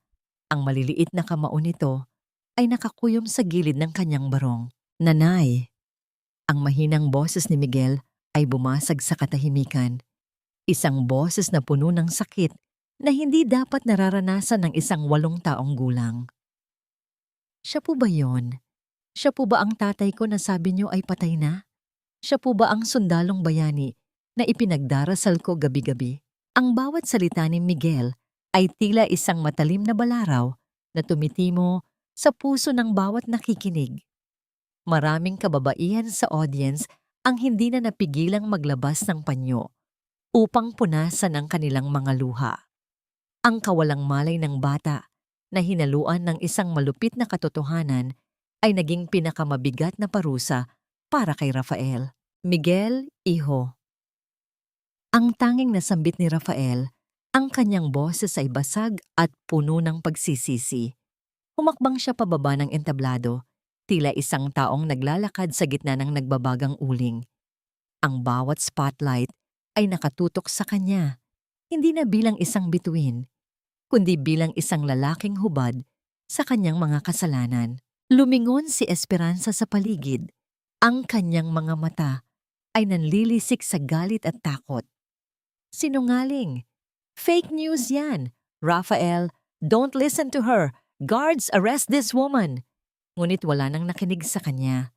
Maging ang mga reporter ay abala na sa pag-broadcast ng live na kaganapan sa buong mundo. Ang mga posts sa social media ay mabilis na kumakalat. Dala ang mukha ng katotohanan na hindi na kayang burahin ng anumang yaman. Nang marating ni Rafael ang tapat ni Miguel, dahan-dahan siyang lumuhod sa harap ng bata. Ang kanyang mga luha ay malayang dumadaloy, bumabagsak sa makintab na sahig ng ballroom. Gusto niyang yakapin ang bata, ngunit natatakot siya na baka itaboy siya nito. Kayo po ba si Tatay Hero? Ang muling tanong ni Miguel, ang kanyang tinig ay nanginginig na ngayon sa paghikbi. Bakit po kayo nandito? Bakit po hindi kayo bumalik sa amin sa Davao? Bakit po kayo magpapakasal sa ibang tao? Tumingin si Rafael kay Tala na ngayon ay tahimik na lumuluha. Habang nakamasid sa mag-ama, pagkatapos ay tumingin siya sa kanyang ina na tila isang demonyong nagwawala sa entablado. Sa gitna ng rangya at kinang ng ginto, naramdaman ni Rafael ang pinakamalaking kawalan sa kanyang buhay. Ang pader ng dambuhalang kasinungalingan ay tuluyan ng bumagsak at sa ilalim ng mga guho nito, ang tanging natira ay ang isang batang naghahanap ng sagot sa gitna ng kanyang nadurog na pangarap. Rafael, tumingin ka sa akin. Huwag kang magpadala sa drama ng babaeng yan. Ang boses ni Esperanza ay tila isang kumpas ng konduktor na pilit ibinabalik ang kaayusan sa isang orkestrang wala na sa tono.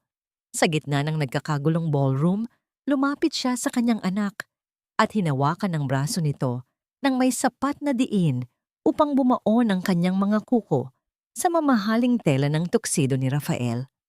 Ang kanyang mukha, bagaman puno ng takot sa likod ng makapal na make-up, ay pilit pa ring nagpapakita ng awtoridad. Ngunit si Rafael ay tila isang estatwang nawalan ng buhay. Ang kanyang paningin ay nakapako lamang sa maliit na batang nasa kanyang harapan. Isang batang ang tanging kasalanan ay ang maniwala sa isang magandang kasinungalingan. Naramdaman ni Rafael ang isang marahas na pagpintig sa loob ng kanyang dibdib. Bawat tibok ay tila isang pagsisisi na humihingi ng kapatawaran. Rafael, isipin mo ang ospital. Isipin mo ang legacy natin. Isang salita mo lang, sasabihin nating lahat na gawa-gawa lang ang video na yan. Ang muling pagmamanipula ni Esperanza, ang kanyang boses ay naging mabilis at desperado. Tila isang taong nalulunod na kumakapit sa isang matalim na patalim. Dahan-dahang inalis ni Rafael ang kamay ng kanyang ina sa kanyang braso. Ang kilos na yon ay simple, ngunit para sa kanilang dalawa, ito ay tila isang dambuhalang pader na biglang gumuho. Tiningnan niya ang kanyang ina. Ang babaeng nagbigay sa kanya ng lahat ng karangyaan, ngunit nagnakaw naman ng kanyang kaluluwa. The legacy you built is a cage, mother. Ang mahinang sagot ni Rafael. Ang boses ay puno ng kapaitan na 8 taon niyang kinimkim. Lahat ng ito, ang ospital, ang mga award, ang pera, lahat ito ay nakatayo sa ibabaw ng mga pusong dinurog mo. At ngayon, pati ang anak ko gusto mong gawing biktima. Humakbang si Rafael palapit kay Miguel. Ang bawat spotlight na dati ay simbolo ng kanyang tagumpay, ay tila naging mga matang mapanghusga. Sa harap ng daan-daang panauhin, sa harap ng mga kamera na patuloy sa pag-record ng bawat sandali, dahan-dahang lumuhod si Rafael Santillan. Ang kanyang tuhod ay tumama sa malamig at makintab na sahig, isang posisyon ng ganap na pagsuko. Miguel! Ang tawag ni Rafael, ang kanyang tinig ay basag at basa ng luha. Patawarin mo ako, anak. Hindi ako bayani. Hindi ako sundalo. Ako ang lalaking pinakaduwag sa buong mundo dahil hinayaan kong lumaki ka na walang ama. Napaatras si Miguel, ang kanyang maliliit na kamay ay nanginginig habang hawak ang laylayan ng barong. Ang bata ay tumingin kay Tala, tila humihingi ng tulong upang maunawaan ang mundong biglang naging magulo. Si Tala naman ay nanatiling nakatayo. Ang kanyang mga luha ay tahimik na dumadaloy. Ang kanyang puso ay naghahalo ang sakit at ang isang uri ng kaluwagan na sa wakas ay tapos na ang pagtatago. Tumayo si Rafael at lumingon sa kanyang ina na ngayon ay tila isang sugatang hayop sa gitna ng entablado. Ang lahat ng paggalang na ibinigay sa kanya ng lipunan ay dahan-dahang napapalitan ng pandidiri. Mula sa gabing ito, mother, hindi na ako bahagi ng iyong mga plano. Ang deklara ni Rafael, ang bawat salita ay may bigat ng isang pinal na hatol. I am resigning as the director of Santillan Medical Center at bilang majority stockholder ng lupang kinatitirikan ng iyong foundation, sisiguraduhin kong bawat sentimo na ninakaw mo sa mga nangangailangan ay maibabalik. Hindi na ikaw ang masusunod. You built this on lies. Now, watch it crumble. Rafael, wala kang utang na loob. Ako ang nagpalaki sa'yo. Ang histerikong sigaw ni Esperanza, ang kanyang marangal na terno, ay tila naging isang basahan sa paningin ng lahat habang pilit siyang pinapakalma ng kanyang mga alalay. Hindi na siya nilingon ni Rafael. Sa halip, lumapit siya kay Tala at muling tumingin kay Miguel. Inabot niya ang kanyang kamay, hindi bilang isang direktor, hindi bilang isang bayani, kundi bilang isang lalaking nagnanais na simulan ng mahabang daan ng pagpapatawad. Tala, I know I don't deserve another chance, pero parang awa mo na. Huwag mo akong hayaang mamatay sa konsensya ko nang hindi ko man lang nagagawa ang tama para sa anak natin. Tumingin si Tala kay Rafael at sa unang pagkakataon, sa loob ng 8 taon, nakita niya ang lalaking minahal niya bago ito nilamon ng ambisyon. Ngunit bago pa man siya makapagsalita, si Miguel ay humakbang palapit kay Rafael. Ang bata ay tumingala sa kanyang ama. Ang kanyang muka ay puno ng isang uri ng lungkot na tila tumanda na sa isang iglap. Kung hindi po kayo bayani, ang mahinang tanong ni Miguel, ang bawat salita ay tila isang lason na bumabara sa lalamunan ni Rafael. Bakit po sabi ni nanay, kayo ang nagligtas sa kanya sa operasyon? Ang katanungang iyon ay nag-iwan ng isang nakabibinging katahimikan sa buong ballroom. Sa gitna ng guho ng kanilang nakaraan, ang sagot ni Rafael ang magtatakda kung mayroon pa bang kinabukasan para sa kanilang tatlo o kung ang gabing ito ay ang huling pagkakataon na magkakasama sila sa ilalim ng iisang bubong. Ang mga kasinungalingan, kahit gaano pa katamis ang hangarin sa likod nito, ay tila isang lason na dahan-dahang gumagapang sa puso ng isang bata. Unti-unting pinapatay ang tiwala na dati ay kasing linaw ng kristal. Sa loob ng silid sa ospital, kung saan ang tanging liwanag ay nagmumula sa maliit na lampara sa tabi ng kama, ang katahimikan ay tila isang dambuhalang pader na naghihiwalay kay Tala at sa kanyang anak. Ang amoy ng antiseptic ay tila naging mas matapang, humahalo sa amoy ng ulan na nananatiling nakadikit sa kanilang mga damit mula sa naganap na kaguluhan sa ballroom. Nakatitig si Miguel sa medalyang tanso na hawak niya. Ang dati ay kumikinang na simbolo ng dangal sa kanyang mga mata ay tila naging isang piraso na lamang ng kinalawang na bakal. Walang imik ang bata. Ang kanyang maliliit na balikat ay bahagyang nakayuko. Tila pasan niya ang lahat ng bigat ng mundong biglang gumuho sa kanyang paanan. Miguel, iho, kumain ka muna. Ang mahinang yaya ni Tala, ang kanyang boses ay nanginginig sa takot. Inabot niya ang isang mangkok ng mainit na sabaw, ngunit hindi man lang kumilos ang bata. Dahan-dahang tumingala si Miguel. Ang kanyang mga mata, na dati ay puno ng paghanga sa tuwing binabanggit ang pangalan ng kanyang ama, ay ngayon ay puno ng isang matinding pait at pagkalito. "Bakit niyo po ako niloko, nanay?" Sabi niyo po. "Si tatay ay isang bayani." Sabi niyo po. "Namatay siya para sa atin." Pero bakit po siya nandoon sa malaking bahay? Bakit po siya ang doktor na nag-opera sa inyo? Naramdaman ni Tala ang isang matalim na kirot sa kanyang dibdib. Mas matindi pa sa sugat ng kanyang operasyon. "Ginawa ko lang yon para protektahan ka, anak. Ayaw kitang lumaki na may dalang sakit sa puso dahil alam mong iniwan tayo ng tatay mo. Gusto ko na maging proud ka, na may inspirasyon ka sa buhay." Isang butil ng luha ang dahan-dahang gumulong sa pisngi ni Miguel. Ngunit mabilis niya itong pinunasan ng may halong galit. "Pero hindi po totoo ang inspirasyon ko, di ba? Isang malaking drawing lang po ang lahat. Ang tatay ko po pala ay isang doktor na mayaman na ayaw sa atin. Ang tatay ko po pala ay hindi sundalo, kundi isang duwag. Gaya ng sabi niyo sa rooftop." Hindi makapagsalita si Tala. Ang bawat salita ni Miguel ay tila isang hatol sa kanyang pagkakamali. Sa kanyang hangaring ilayo ang anak sa katotohanan, hindi niya namalayan na mas lalo lang niyang pinalalim ang sugat na idudulot nito sa huli. Eksaktong sa sandaling iyon, dahan-dahang bumukas ang pinto.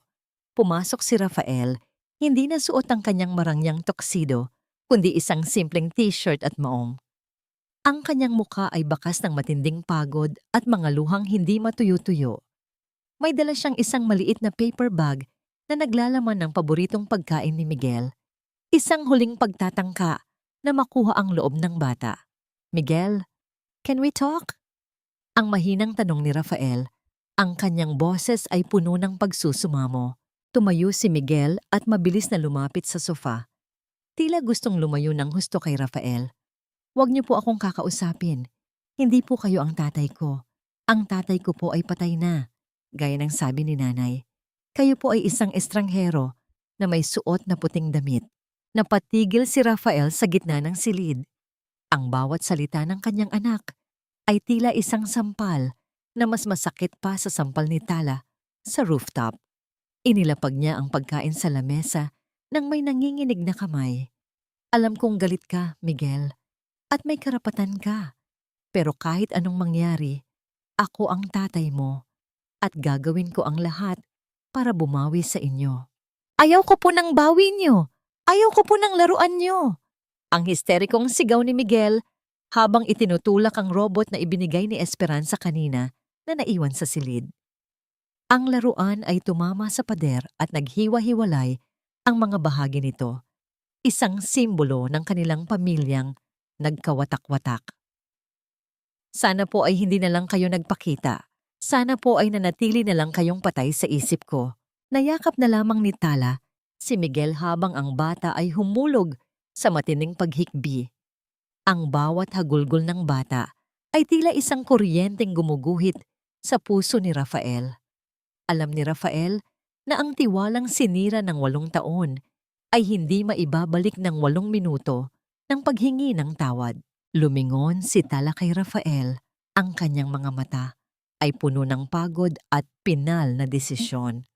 Rafael, kailangan muna naming umalis. Hindi dito ang lugar namin. Ang gulo ng Manila. Ang gulo ng pamilya mo. Sinisira nito ang anak ko. Babalik na kami sa Davao sa lalong madaling panahon. Tala, hindi mo pa kaya. Kakapera mo lang. Ang pag-aalalang sagot ni Rafael. Kaya ko na, Rafael. Mas mapanganib para sa puso ko ang manatili rito at makita ang anak ko na nagkakaganyan. Ang mariing tugon ni Tala. Kung gusto mo talagang bumawi, hayaan mo muna kaming makahinga. Hayaan mo kaming hilumin ang mga sugat na ikaw at ang ina mo ang gumawa. Naiwan si Rafael na nakatayo sa gitna ng silid habang pinapanood ang kanyang mag-ina na magkayakap sa gitna ng kadiliman. Ang bawat segundo ng katahimikan ay tila isang paalala na kahit gaano pa kalakas ang kanyang kapangyarihan bilang doktor, wala siyang anumang gamot para sa pusong nawalan ng tiwala.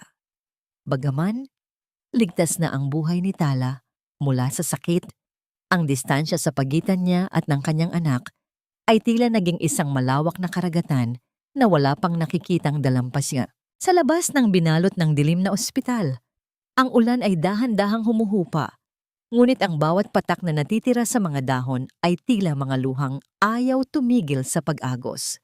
Alam ni Rafael na ang gabing ito ay simula pa lamang ng kanyang mahabang paglalakbay patungo sa kapatawaran, isang landas na puno ng tinik at pait. Ang bawat paghampas ng asul na alon sa mapuputing buhangin ng Mindanao ay tila isang banayad na haplos ng kalikasan na nagpapatahimik sa mga sugat ng nakaraan. Ang amoy ng alat mula sa dagat at ang bango ng mga punong niyog ay humahalo sa usok ng nilulutong sinigang sa maliit na karinderya ni Tala. Dito sa malayong bayan sa baybayin, kung saan ang oras ay tila bumabagal at ang bawat tao ay magkakakilala, nahanap ni Tala ang kapayapaang ninakaw sa kanya ng magulong lungsod ng Maynila. Ang bawat sentimong kinikita niya mula sa pagbebenta ng pagkaing bahay ay may dalang dangal.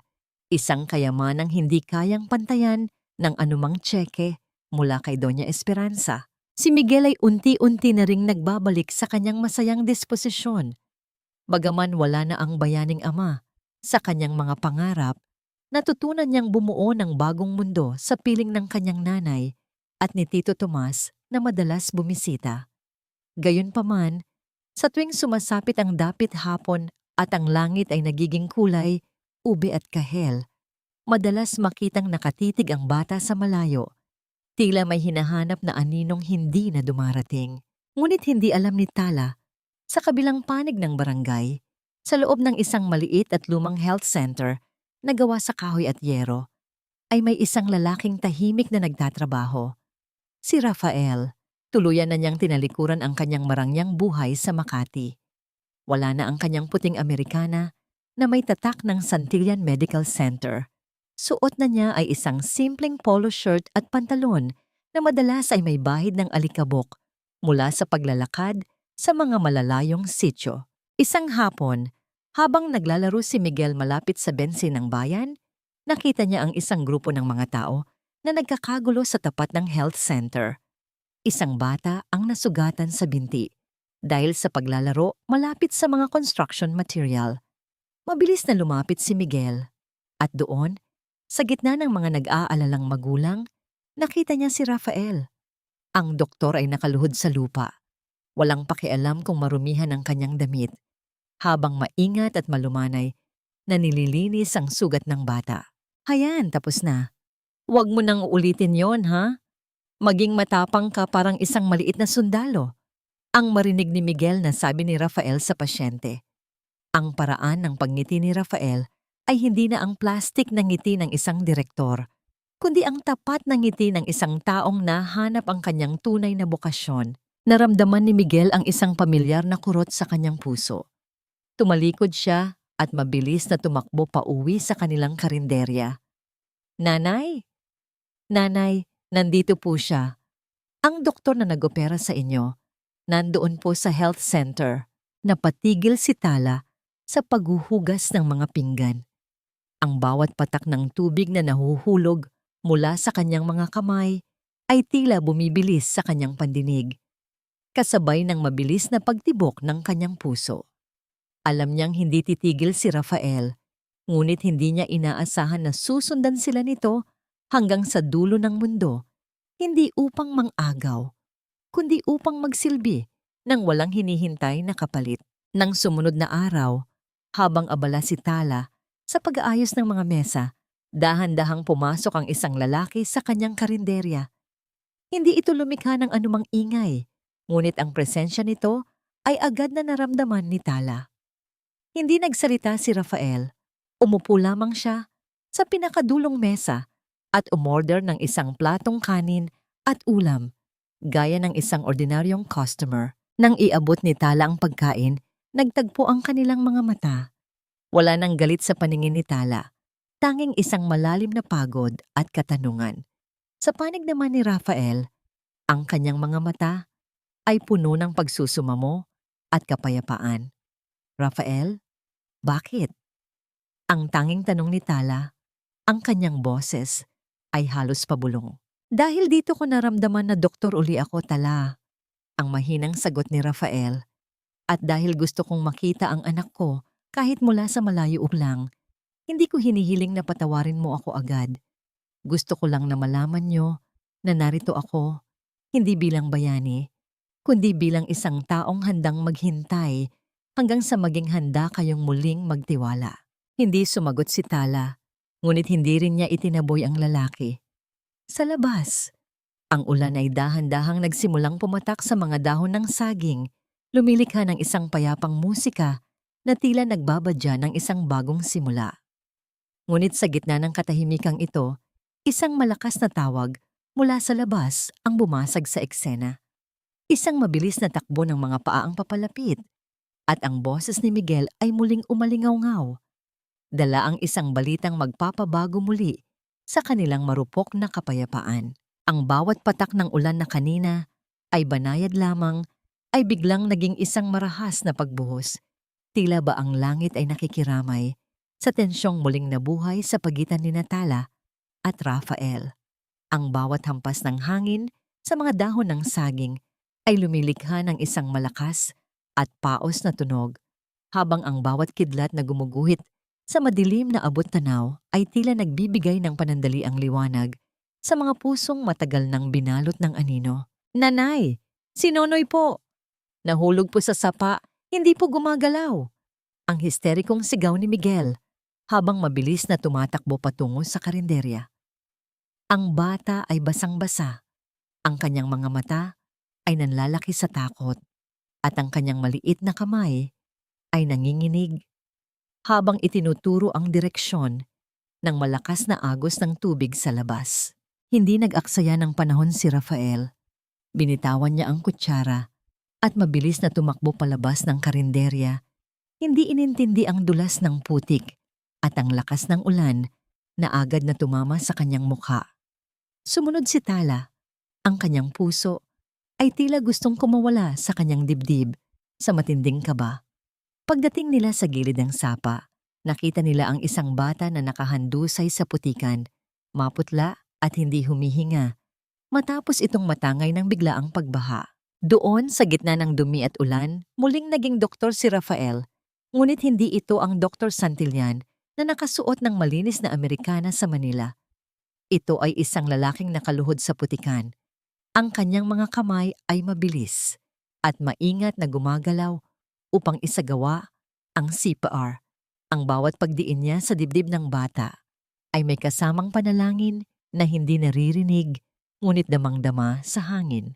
Huminga ka, iho. Huwag kang susuko. Ang bulong ni Rafael, ang kanyang boses ay halos malunod sa ingay ng ulan. Ang bawat patak ng tubig na dumadaloy sa kanyang mukha ay humahalo sa kanyang pawis ng pagpupursige. Pinapanood sila ni Tala mula sa malayo. Sa gitna ng dilim at hirap ng sitwasyon, Nakita niya ang isang bersyon ni Rafael na hindi niya kailanman nakita noon. Isang lalaking hindi nagliligtas ng buhay para sa papuri o para sa award, kundi dahil sa tunay na malasakit. Ang bawat galaw ni Rafael ay puno ng kababaang loob, isang pagpapakumbaba na tila naghuhuga sa lahat ng kasalanan na ng kanyang nakaraan. Matapos ang ilang sandali ng nakabibinging takot, ang bata ay biglang umubo at nagsimulang umiyak. Ang tunog ng pag-iyak na yon ay tila pinakamagandang musika sa pandinig ng lahat. Mabilis na binuhat ni Rafael ang bata at ibinalik sa kanyang mga magulang na kararating lang bago siya dahan-dahang tumayo. Pagod at puno ng putik ang buong katawan. Lumingon si Rafael at nakita si Miguel na nakatayo sa tabi ni Tala. Ang bata ay nakatingin sa kanya, hindi na may halong galit o takot, kundi may isang bagong uri ng pagkilala. Lumapit si Miguel at inabot ang isang malinis na bimpo na kinuha niya mula sa loob. "Salamat po, Doktor." Ang mahinang sabi ni Miguel. Wala ang salitang hero, wala ang salitang tatay, ngunit ang bawat pantig ay may dalang pagtanggap na matagal nang hinahanap ni Rafael. Eksaktong sa mga sandaling iyon, isang itim na sasakyan ang huminto sa di kalayuan. Bumaba si General Tomas, hawak ang isang dyaryo at ang kanyang cellphone. Ang kanyang mukha ay seryoso, ngunit may bakas ng katarungan. "Rafael." "Tala." Tapos na ang investigasyon sa Manila. Ang simula ni Tomas, ang kanyang boses, ay tila isang pinal na hatol. Ang Santillan Foundation ay tuluyan ng isinara. Si Doña Esperanza ay kasalukuyang nasa ilalim ng hospital arrest dahil sa kanyang lumalalang sakit. Ngunit ang kanyang pangalan ay tuluyan ng nabura sa listahan ng mga kagalang-galang na mamamayan. She is alone, Rafael. Walang sino man sa mga dati niyang kaibigan ang gustong lumapit sa kanya. Isang malalim na buntong hininga ang kumawala kay Rafael. Walang galit sa kanyang puso para sa kanyang ina. Tanging isang malungkot na pagtanggap na ang bawat maling gawa ay may kaakibat na karma. Ang hiya na idinulot ni Esperanza sa iba ay bumalik sa kanya ng 10 ulit habang siya ay nag-iisa sa kanyang ginintuang hawla. Tumingin si Rafael kay Tala. "Hindi ko hinihiling na maging pamilya tayo agad, Tala. Gusto ko lang na hayaan niyo akong manatili rito sa Mindanao bilang doktor ng mga taong nangangailangan. Gusto kong patunayan sa inyo at higit sa lahat kay Miguel na ang tunay na halaga ng isang lalaki ay wala sa kanyang posisyon, kundi sa kanyang pananatili sa oras ng hirap." Dahan-dahang lumapit si Tala kay Rafael. Kinuha niya ang medalyang tanso mula sa bulsa ni Miguel. Ang medalyang matagal na nilang pinagtatalunan. Inilagay niya ito sa palad ni Rafael at dahan-dahang itinikom ang mga daliri nito. "Huwag mong gawing ginto ang medalyang ito, Rafael." Ang marang sabi ni Tala. Ang kanyang mga mata ay punong-puno ng pag-asa at patawad. "Hayaan mong manatili itong tanso upang lagi mong maalala na ang pag-ibig at pagsisisi ay hindi kailangang maging perpekto upang maging totoo. Ang kailangan lang natin ay ang simulan, ang muling pagbuo sa kung ano ang natira." Nang magtagpo ang kanilang mga kamay, tila tumigil ang ulan. Ang unang silay ng buwan ay dahan-dahang lumabas mula sa likod ng mga ulap, nagbibigay ng pilak na liwanag sa dalampasigan. Si Miguel ay lumapit din at humawak sa laylayan ng damit ni Rafael. Isang maliit na hakbang patungo sa isang kinabukasang hindi na binuo sa mga lihim, kundi sa isang matamis na katotohanan. Doon sa dalampasigan ng Mindanao, ang bawat sugat ay nagsimulang maghilom. Hindi ito isang perpektong teleserye na may agarang kasal at yaman. Ito ay isang kwento ng buhay na puno ng pag-asa at patawad. Habang ang bawat alon ay humahalik sa buhangin, alam nilang tatlo na kahit gaano pa kadilim ang kahapon, ang bawat bagong umaga ay laging may dalang pagkakataon upang muling magmahal ng walang takot. Ang bawat paglubog ng araw sa pampang ng Mindanao ay tila isang dambuhalang pintura ng pag-asa, kung saan ang kulay kahel at lila ay naghahalo sa malawak na langit. nagbibigay ng hudyat na ang bawat sugat ng nakaraan ay dahan-dahan nang nagiging bahagi ng gunita. Lumipas ang 2 taon mula nang gumuho ang pader ng mga kasinungalingan sa Maynila. At ang bawat sandaling dumaan ay tila isang banayad na haplos na naghilom sa mga pusong dati ay punong-puno ng pait at takot. Sa gitna ng maliit na hardin sa labas ng kanilang bahay, nakaupo si Tala habang pinapanood ang 2 pinakamahalagang lalaki sa kanyang buhay. Ang amoy ng nilagang saging at mainit na kape ay humahalo sa alat ng hangin mula sa dagat. Wala na ang kaba sa kanyang dibdib. Wala na ang bigat ng lihim na dati ay tila isang tanikalang nakagapos sa kanyang bawat hininga. Ang kanyang puso, na dati ay marupok at may sakit, ay ngayon ay tumitibok ng may katatagan at kapayapaan. Si Rafael ay abala sa pagtuturo kay Miguel kung paano magtanim ng mga punla.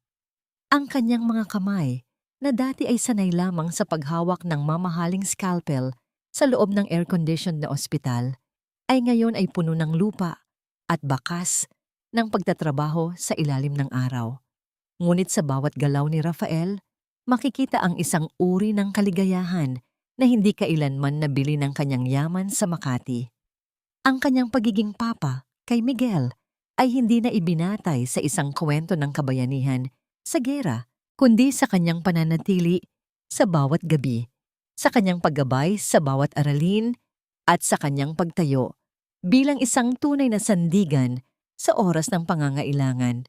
Papa, tingnan niyo po. Lalaki na po itong tinanim natin. Ang masayang tawag ni Miguel. Ang boses ng bata ay puno ng sigla. Isang tunog na nagpapatunay na ang sugat ng pagkakaloko sa kanya noon ay tuluyan nang napalitan ng isang matibay na pundasyon ng katotohanan. Alam na ni Miguel ang lahat. Alam niyang ang kanyang ama ay nagkamali. Ngunit alam din niyang ang pagbabalik at pagsisisi nito ay mas mahalaga kaysa sa anumang huwad na medalya. Sa malayo, sa gitna ng malawak at malamig na mansyon sa Manila, nananatiling nag-iisa si Doña Esperanza. Ang kanyang yaman ay nananatiling buo, ngunit ang bawat sulok ng kanyang tahanan ay binalot ng isang nakabibinging katahimikan. Ang bawat gintong hiyas na kanyang iniingatan ay tila naging mga batong walang halaga dahil wala siya kang sinumang mapagbabahagian ng kanyang tagumpay.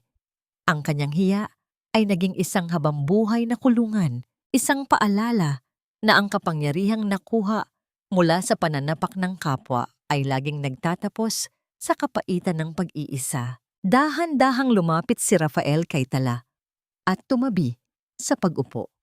Inabot niya ang kamay ng babaeng minahal niya nang higit sa kanyang sariling ambisyon. Salamat, Tala. Salamat sa pagbibigay sa akin ng pagkakataong matutunan kung paano maging isang tunay na tao. Tumingin si Tala sa kanya. Ang kanyang mga mata ay nagniningning sa ilalim ng huling sinag ng araw. Ang kapatawaran ay hindi isang regalong ibinibigay sa iba, Rafael. Ito ay isang regalong ibinibigay natin sa ating sarili upang tayo ay makapagsimulang muli. Ang medalyang tanso na yon, hindi na natin kailangang gawing ginto. Dahil ang tunay na ginto ay ang katotohanang kapiling ka namin ngayon nang walang anumang itinatago. Niyakap ni Rafael ang kanyang mag-ina habang ang huling liwanag ng araw ay dahan-dahang naglalaho sa abot-tanaw. Ang kwento ng kanilang buhay ay hindi nagtapos sa isang perpektong kasal o sa pagbabalik ng karangyaan. Nagtapos ito sa isang simpleng hapunan, sa isang payapang gabi, at sa isang pamilyang binuo mula sa guho ng pagkakamali patungo sa katarungan ng pag-ibig. Ang aral na iniwan ng kanilang paglalakbay ay mananatiling nakaukit sa buhangin ng Mindanao, na ang katotohanan, kahit gaano pa ito kasakit sa simula, ay ang tanging daan patungo sa tunay na paghilom. Na ang kabayanihan ay hindi nasusukat sa mga medalya sa dibdib, kundi sa lakas ng loob na harapin ang sariling kamalian at bumalik sa mga taong tunay na nagmamahal sa iyo. Sa dulo ng lahat, ang pag-asa at patawad ang tanging mga hiyas na hindi kailanman kumukupas sa harap ng pagsubok ng panahon.